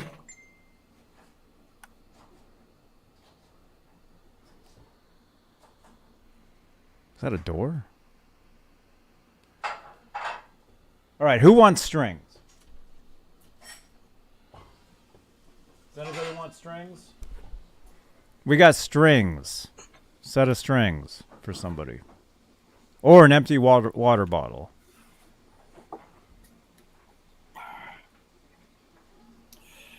You're fitting in here pretty good, Chris. Oh, thank you. It's fun to have you on Kramer Time. Oh, awesome. I really enjoy it. I'd like to do this with you every week if you'd let me. We're here every day. Oh, It's are up to Johnny. Wow. We're here 12 hours a day. This is It's just kinda the fun. third I shift. find this actually very enjoyable. I mean, you know, you're gonna see it when you get me and Kevin in a chat room. We like each other, but we kind of poke at each other a little bit. Mm-hmm. It's like You know, earlier in the week, I was giving him beef because he sold a Korean Kramer. I go, yeah, he finally sold that piece of plywood, and he's like, I don't care if it's plywood. He goes, I like how it sounds. It sounds good. If it's plywood, it doesn't matter. And I'm like, okay. Did But you point out that he's probably playing through a solid state preamp? I didn't see it. His sound is manipulated so the plywood sounds okay. Was this his amp? No. Yeah, no. Robbie picture. I think somebody wants a Robbie picture. Oh, yeah, I deleted the Robbie pictures. Oh, okay. I don't have any Robbie pictures on here. Well, if anybody wants one of those. Oh, they're saying now that would be a good giveaway. They don't actually exist. This is all Johnny propaganda here. Yeah, kind of like this. I like that Beretta. Oh, yeah. Yeah, Aljon handed that to me. Aljon was taking all the photos. It's pretty cool. Yeah, I think I'm going to grab one of those red ones online before they're gone. Oh, sorry, Robbie. Hey, it's Robbie's really hot cleaning here. up. It's really hot here, guys. I'm sorry, but Oh, you're all right. It's no fun. You lost your AC, you know. oh, that's in the other room. I don't air condition this room. That's all right. But that's all right, man. I'm just happy to be able to move at all. I mean, god dang, when I had it's down to 95, so it's not so bad. Ah, dude, get a sweater. But You got a fan or something you can plug in? when I before I was diagnosed with the RA, I couldn't bend my arms. I had these big, giant, swelled up. I couldn't use my hands. They were all like swelled up and horrible. I couldn't hardly walk. I couldn't even get out of bed without help. And I got diagnosed just in time, really, to get on the Ambrel and the methotrexate, and it reversed it. And I don't have very much permanent damage at all. I had to learn how to walk again, and I lost a lot of muscle mass. I lost like 85 pounds. But I came back, and I'm just happy to be able to lurch around, and it hurts like hell, but I'm happy that I'm here. Well, yeah, be happy. You know, Well, you're plugging away. You know.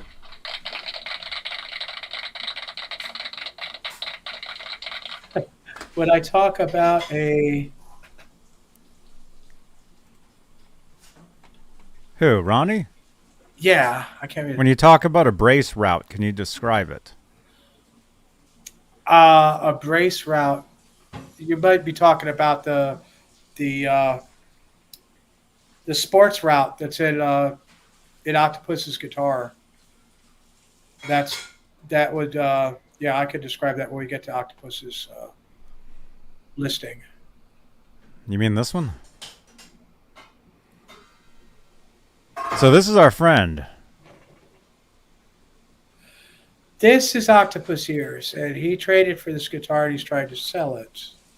Mm-hmm. It does not have the original case, which kind of hurts, but it has a first rod Floyd. It has the Alnico 2 Schaller pickup. This is a sports body I think from it's pretty 84. nice too. It's got the witch hat knob. It's the 84 sports body that's 2-piece. And he checked it. He took the cover off the back, and it has the route. Oh, no in way. the back. Yes. So he found a screwdriver. Right, and he took it off, and it has the extra route. What the extra route is, it's a... There's a boo-boo, though. Right, it's got they didn't repair it very well at all. That would have to be redone probably. But would you be able to repair that? I'd say so. Sure, I would refinish the headstock and For free?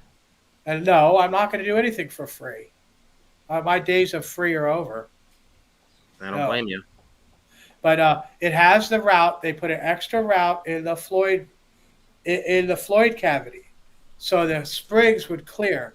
And it has a U. It's a U-shaped route, approximately about maybe 2 inches long, and it's a clearance route that they did at Sports when they sent these bodies to Kramer. And it has that. It's a legit. But wait, sport there's no vehicle. photo. It's all the same old photos. He has not taken the picture, but he did check the route, and he did change his listing. That's sharp. To accommodate, you know. You mean the words? Right, the words. I had no idea that the early ones fetched that much money. I always thought it was the later ones fetched more. Wow, Skyprop says he saw his specialist last week, and she said that he is now stable for the first time in his life. Congratulations, Skyprop. Skyprop. Awesome. Keep plugging away, my friend. I mean, when it comes to stuff like this, you take the medication. You do everything you can, because, man, when you cannot move and you think you're going to die, it is horrible. Yeah, so he changed his words here. So. Are you sure? Yes, he did. I read it today.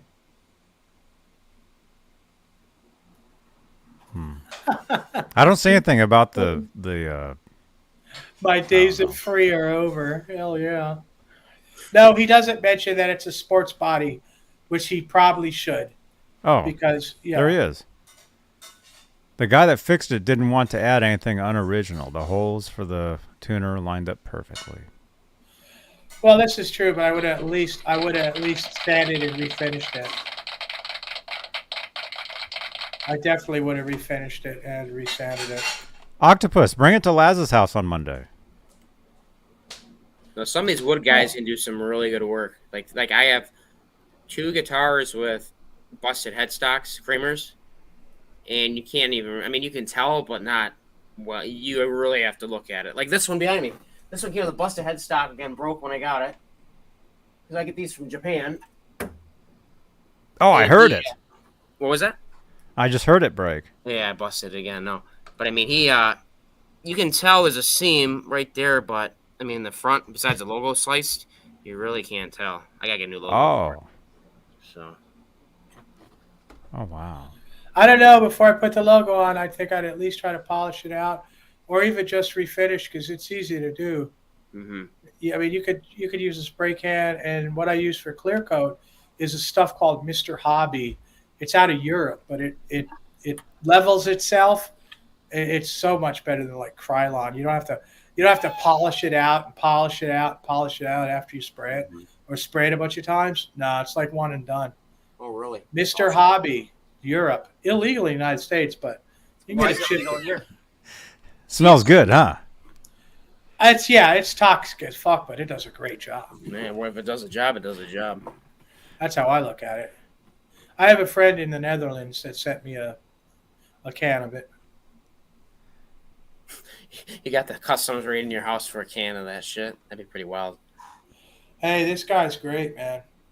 He was here for a couple of years for exchange program with the Air Force. And he does maintenance and, works on the jet fighters. Mm-hmm. Great guy. Awesome. Great guy, man. Good stuff. Wow, man.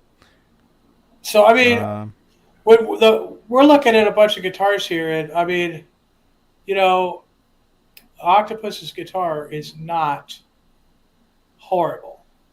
It needs some work. You have to find the right case.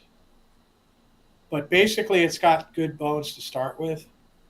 Personally, I would probably try to find a different neck for it because I just can't get those sports necks to get as low as I like them.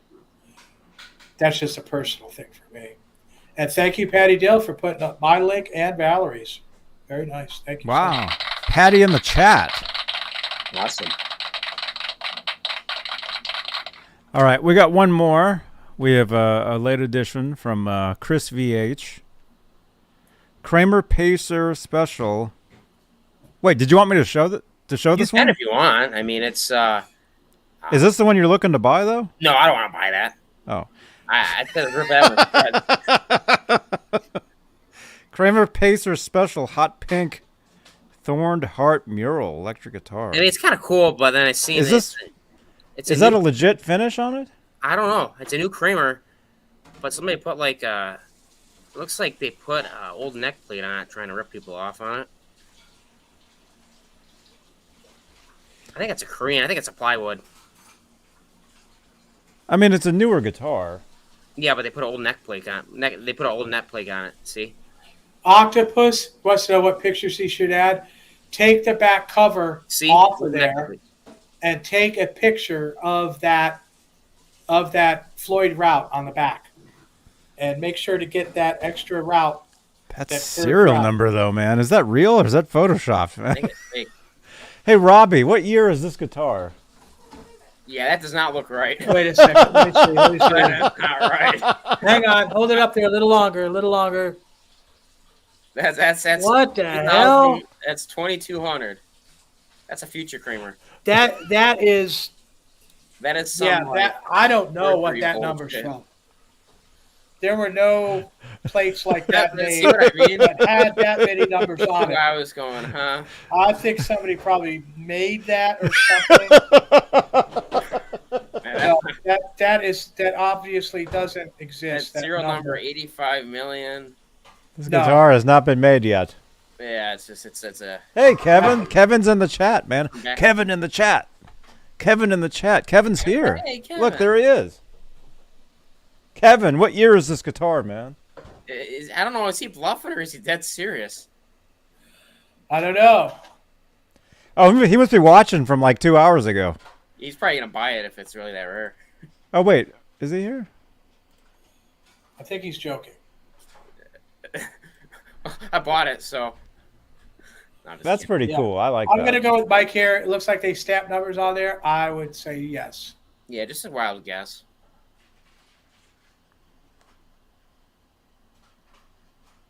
Kevin, come on, man. Hop back in. That's weird. We're still here. Yeah. He's gone. He says he is. Oh, he is? Yep. Looks like he might be back.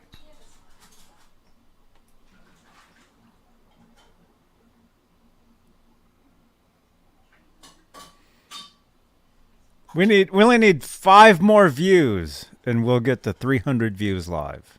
Awesome. 5. Oh, we're having a good night tonight. That's good. Thank you, everybody, for watching. Yeah.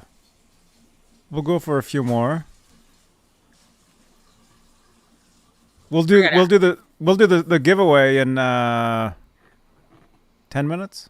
Yeah, it's kind of unique guitar. This has been sent on my couch. It's another 9 Kramer, but it is Japanese.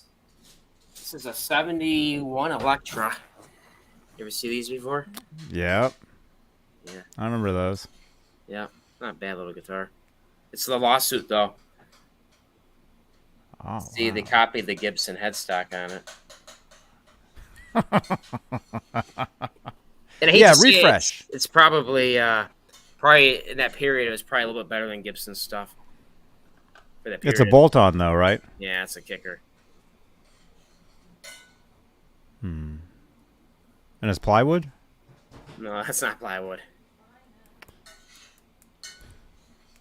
No plywood. Now, this one's plywood. This is plywood. Can you show my pickup pics before I have a nervous breakdown? This is plywood. Yes. Look how Oh, that's definitely plywood. dude, that's like a. Old, like Well, what does it say? Those guitars had many different names on them. yeah, this has nothing. This is fell off. It's like a guillotine or guillotine or whatever the hell they call it.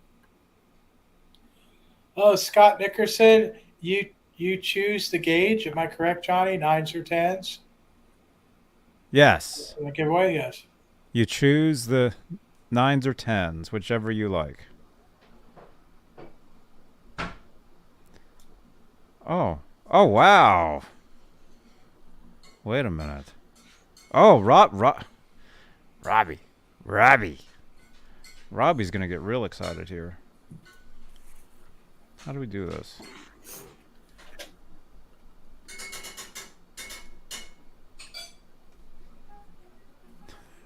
What's all that noise? Okay. That's dinner, Johnny. Yeah, it's almost dinner time. I haven't eaten all day. I'm trying to show your... Well, I'll show this just because this is happening soon. But I'll get your photo off this. Check this out, Robbie. Wait, who showed this? Oh, Mike. The 69 entries. It's pretty good. Look at this, Robbie. Wait, we got to get this ready.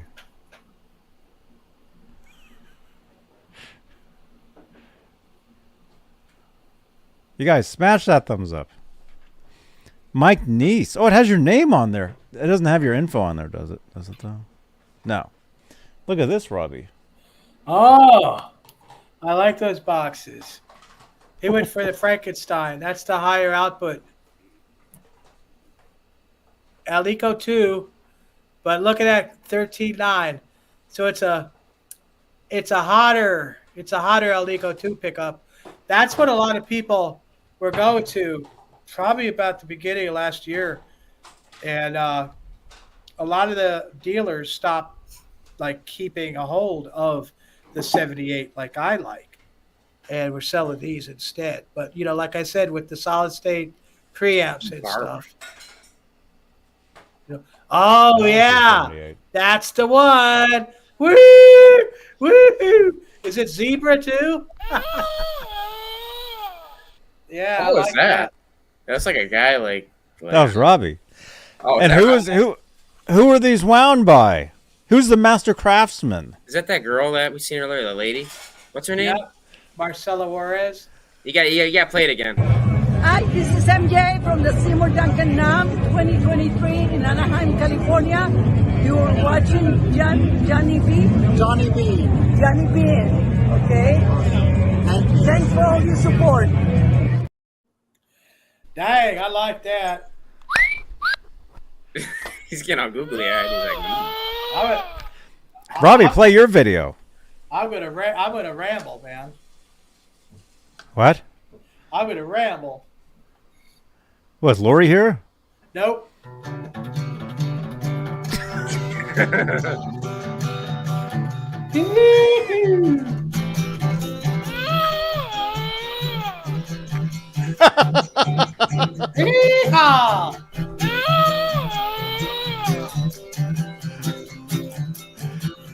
Who? Oh, Peggy's here, though.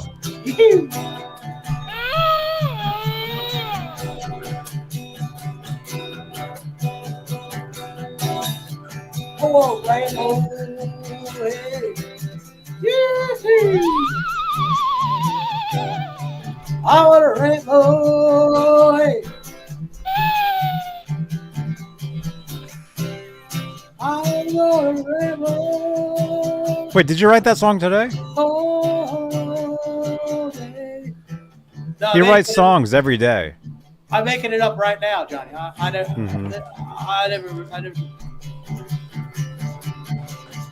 He writes a song every day, but they all sound the same. No, they Just don't, kidding. Johnny. I'm a rebel on through the day and night.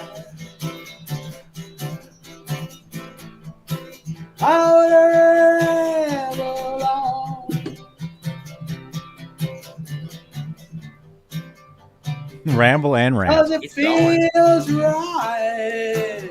You gotta do the Taco Bell noise again. Let's get some. Can you play with your teeth? I'm gonna call that the Taco Yeah. Bell. You don't play acoustic guitar with your teeth, though, do you? Oh yeah, watch. No it. way. Oh my gosh, no.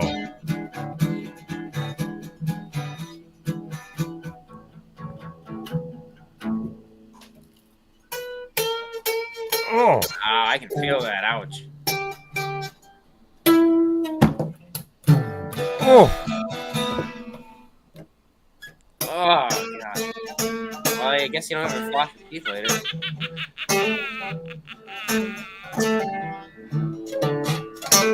That guitar needs a shot. Look at that technique. Wait a minute. Let's see that again. I'll do a different key now. Let's go today.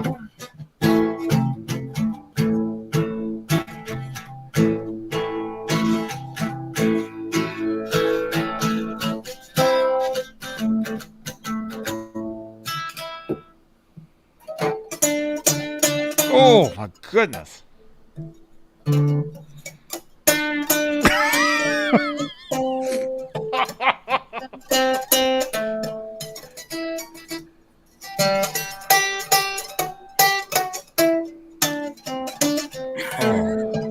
Ah, I can feel that pain.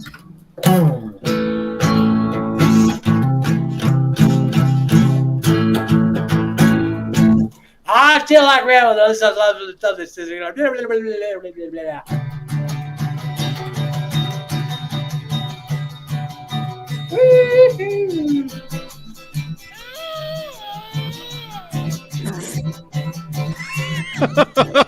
I'm gonna start calling that noise the Taco Bell.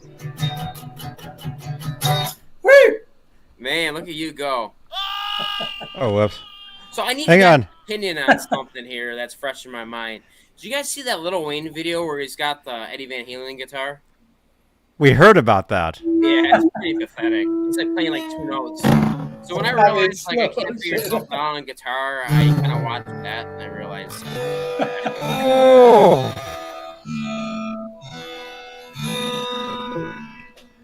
Oh, CC wants to buy me a sub, Johnny. Can you put up my my link?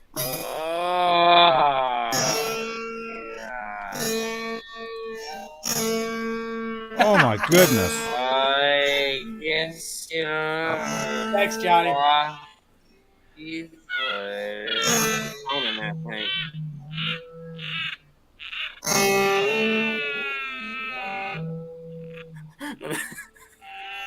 Now, on my electric guitar videos, I play guitar in my teeth on every I'm not video. gonna lie, that'd be a killer album cover right there. Look at this. Oh my goodness. Look at that. That guitar needs a shot.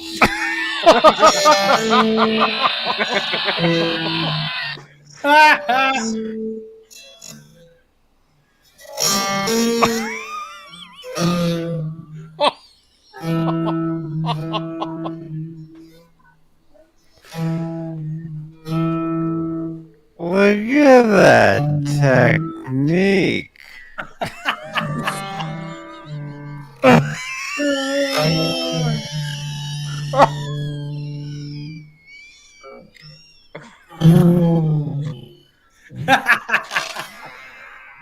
Wait a minute.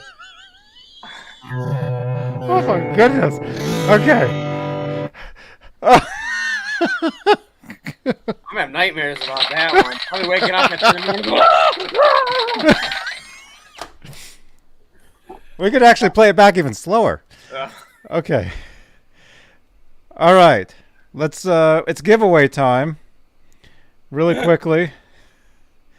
Set of strings, whichever ones you want. You can get. You're so glad it's over. Yeah, I know. Okay. All right, here we go. Oh, wait a minute. Wrong window. Like I said, I'm waking up at 3 in the morning screaming because of that.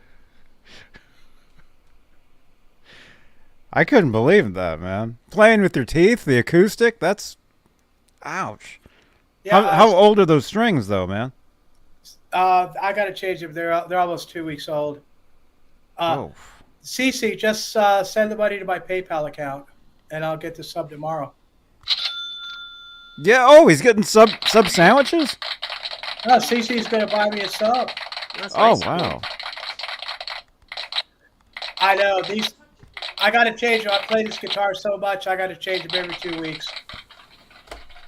Yeah. Really?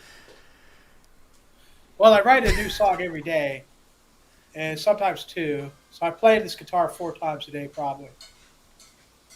Mm-hmm. And that's just the acoustic stuff. I also do electric. Uh-huh. And you drive your car around. Yeah, I do that too. All right. We got 72 entries, you guys. You guys ready? This is for a pack of strings. D'Addario 9s or 10s. So if you win this, you need to text me. Okay? Let's see. And where's Lori? Lori's busy. She had to go to bed early. She's going to a bridal shower. How do you know all this? 3.5 hour drive. So, yeah, she had to go to bed early. She told me that. Thanks, CC. Yeah, she told me she probably wouldn't make it. Maybe tomorrow. Hit it, CC. I got a song here. Oh, wait a minute. I did Who's have a song. CC's drummer? Oh, you mean Ricky Rocket? Hey, this is Ricky Rocket, and you're watching my buddy Johnny Beane right here on his channel. But wait, didn't that guy play for Poison, Johnny? Yes.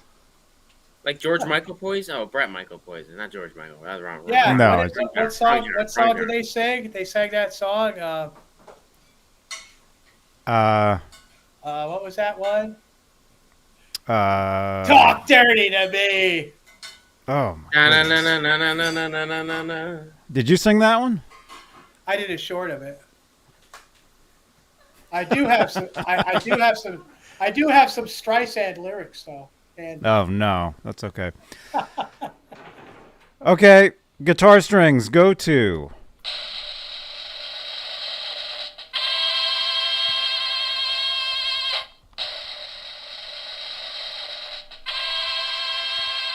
Treble mid bass. My applause is broken. well, you can do that though, right? Oh, there you go. Yeah, treble mid bass. I can go confetti. That's a nice touch. Oh yeah.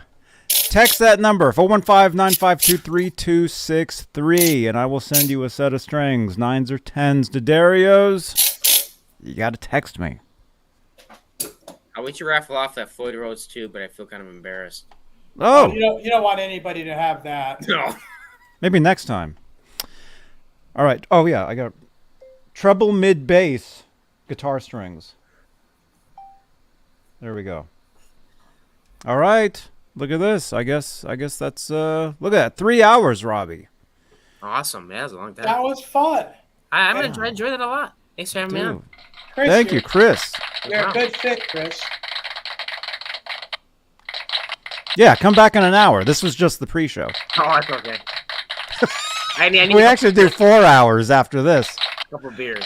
I don't usually and we talk all different things. I don't usually play acoustic with my teeth, so they taste kind of metally. Oh, Yeah, it's kind of like that. Like when you threw nickels in your mouth when you were a kid, you know? Maybe Not quite as bad, but yeah, pretty close. Nickel, silver, strings, yeah. Yeah. Good stuff. wow. No, yeah, that was a lot of fun. Nice bang to a good weekend, you know? Yeah. Our weekend's just getting started, man. Yeah. So you guys got 2 more shows going this weekend? Well, tomorrow that Johnny. we have a show I'll tomorrow have to night. log in and watch them, yeah. We have a show tomorrow night, which is actually later. We actually start right now. Oh, really? Night. So in 24 hours, you guys come back, and so I wasn't kidding. Yeah. So in 24 hours, we'll be going live, and that's another 3 hours. And then Sunday nights, I do a show where I play. Oh, very cool. Well, I'm gonna tune into those then. Yeah. Thanks, man. And yeah, GTA. I go live on Twitch as well every night, and I play Grand Theft Auto too. Really? Fun stuff. So, yeah, Cool. it's pretty weird. No, it's all right. It's your thing. Yeah, I barely go Watch outside. this today? What? Is that everybody who watched this today, or what is all These that? are all the channel members. Sponsors. Members. These are all the sponsors of the channel. Awesome. Well, thanks, all guys. these people. Thank you for your continued support, Majestic you Peanut guys. Butter and Jelly Cat. I like that name. Oh, he actually plays the video games with me. Oh, does he? Peanut Butter Jelly Cat. Yeah. Cool. Yeah. So actually, if you tune in tonight on Twitch, you'll actually hear him talking. We actually hang out and we talk Cool. while we play Awesome. over on Twitch. That's a nice guitar. 5150. So- Strawberry Thank you. strings forever. Oh my god. Play All right. guitar with your teeth is easy with your eyes closed. All right. It's understanding what you eat. All right. We're leaving. All right, All see right, you guys. Thanks. We'll see you guys tomorrow. Thanks for watching. Oh wait, Bye-bye. what am I Bye-bye. forgetting? Good night. Good morning. Well, I don't know where everybody's from, so. Talk dirty to me. I got the Beavis and Butthead going. And that's driving. Oh, that's Ford. All right. All right, goodbye. Bye-bye. See you later. This is Billy Sheehan. You're watching Johnny Beane TV. Okay, ready? Ready. Hola, amigos. This is your bass player, Billy Sheehan. You're watching me right here on my dear friend, John. It went away. Oh, no. Johnny Beane. We do radio IDs all the time, but if it's not written down, even if the guy is standing right there, it's a weird mental You problem. said we're dear friends, Johnny but then you Beane. couldn't remember my name. Dear friend, what's it? Who is that? No, it's a weird thing. Whenever we do radio IDs or TV things, if it's not written down, you're lost. It's hilarious. But Johnny Beane, come on, here we go. Let's do take two. I'll get it this time. I swear to God. All right, ready. All right. Hola, amigos. This is Billy Sheehan, your bass player, here with my dear friend Johnny Beane. I never forget this guy. He's been so wonderful for me. Let me do take three. Sorry. Thank you, Billy. I overdid it now. Here we go. Hola, amigos. This is Billy Sheehan, your bass player, saying hello to you from the fabulous Johnny Beane Show. And thank you for having me on, Johnny. And I hope I see you all around. Wow, this New clip gets Dallas even is better out. the New longer Winery we Dog's play it. coming. Gracias.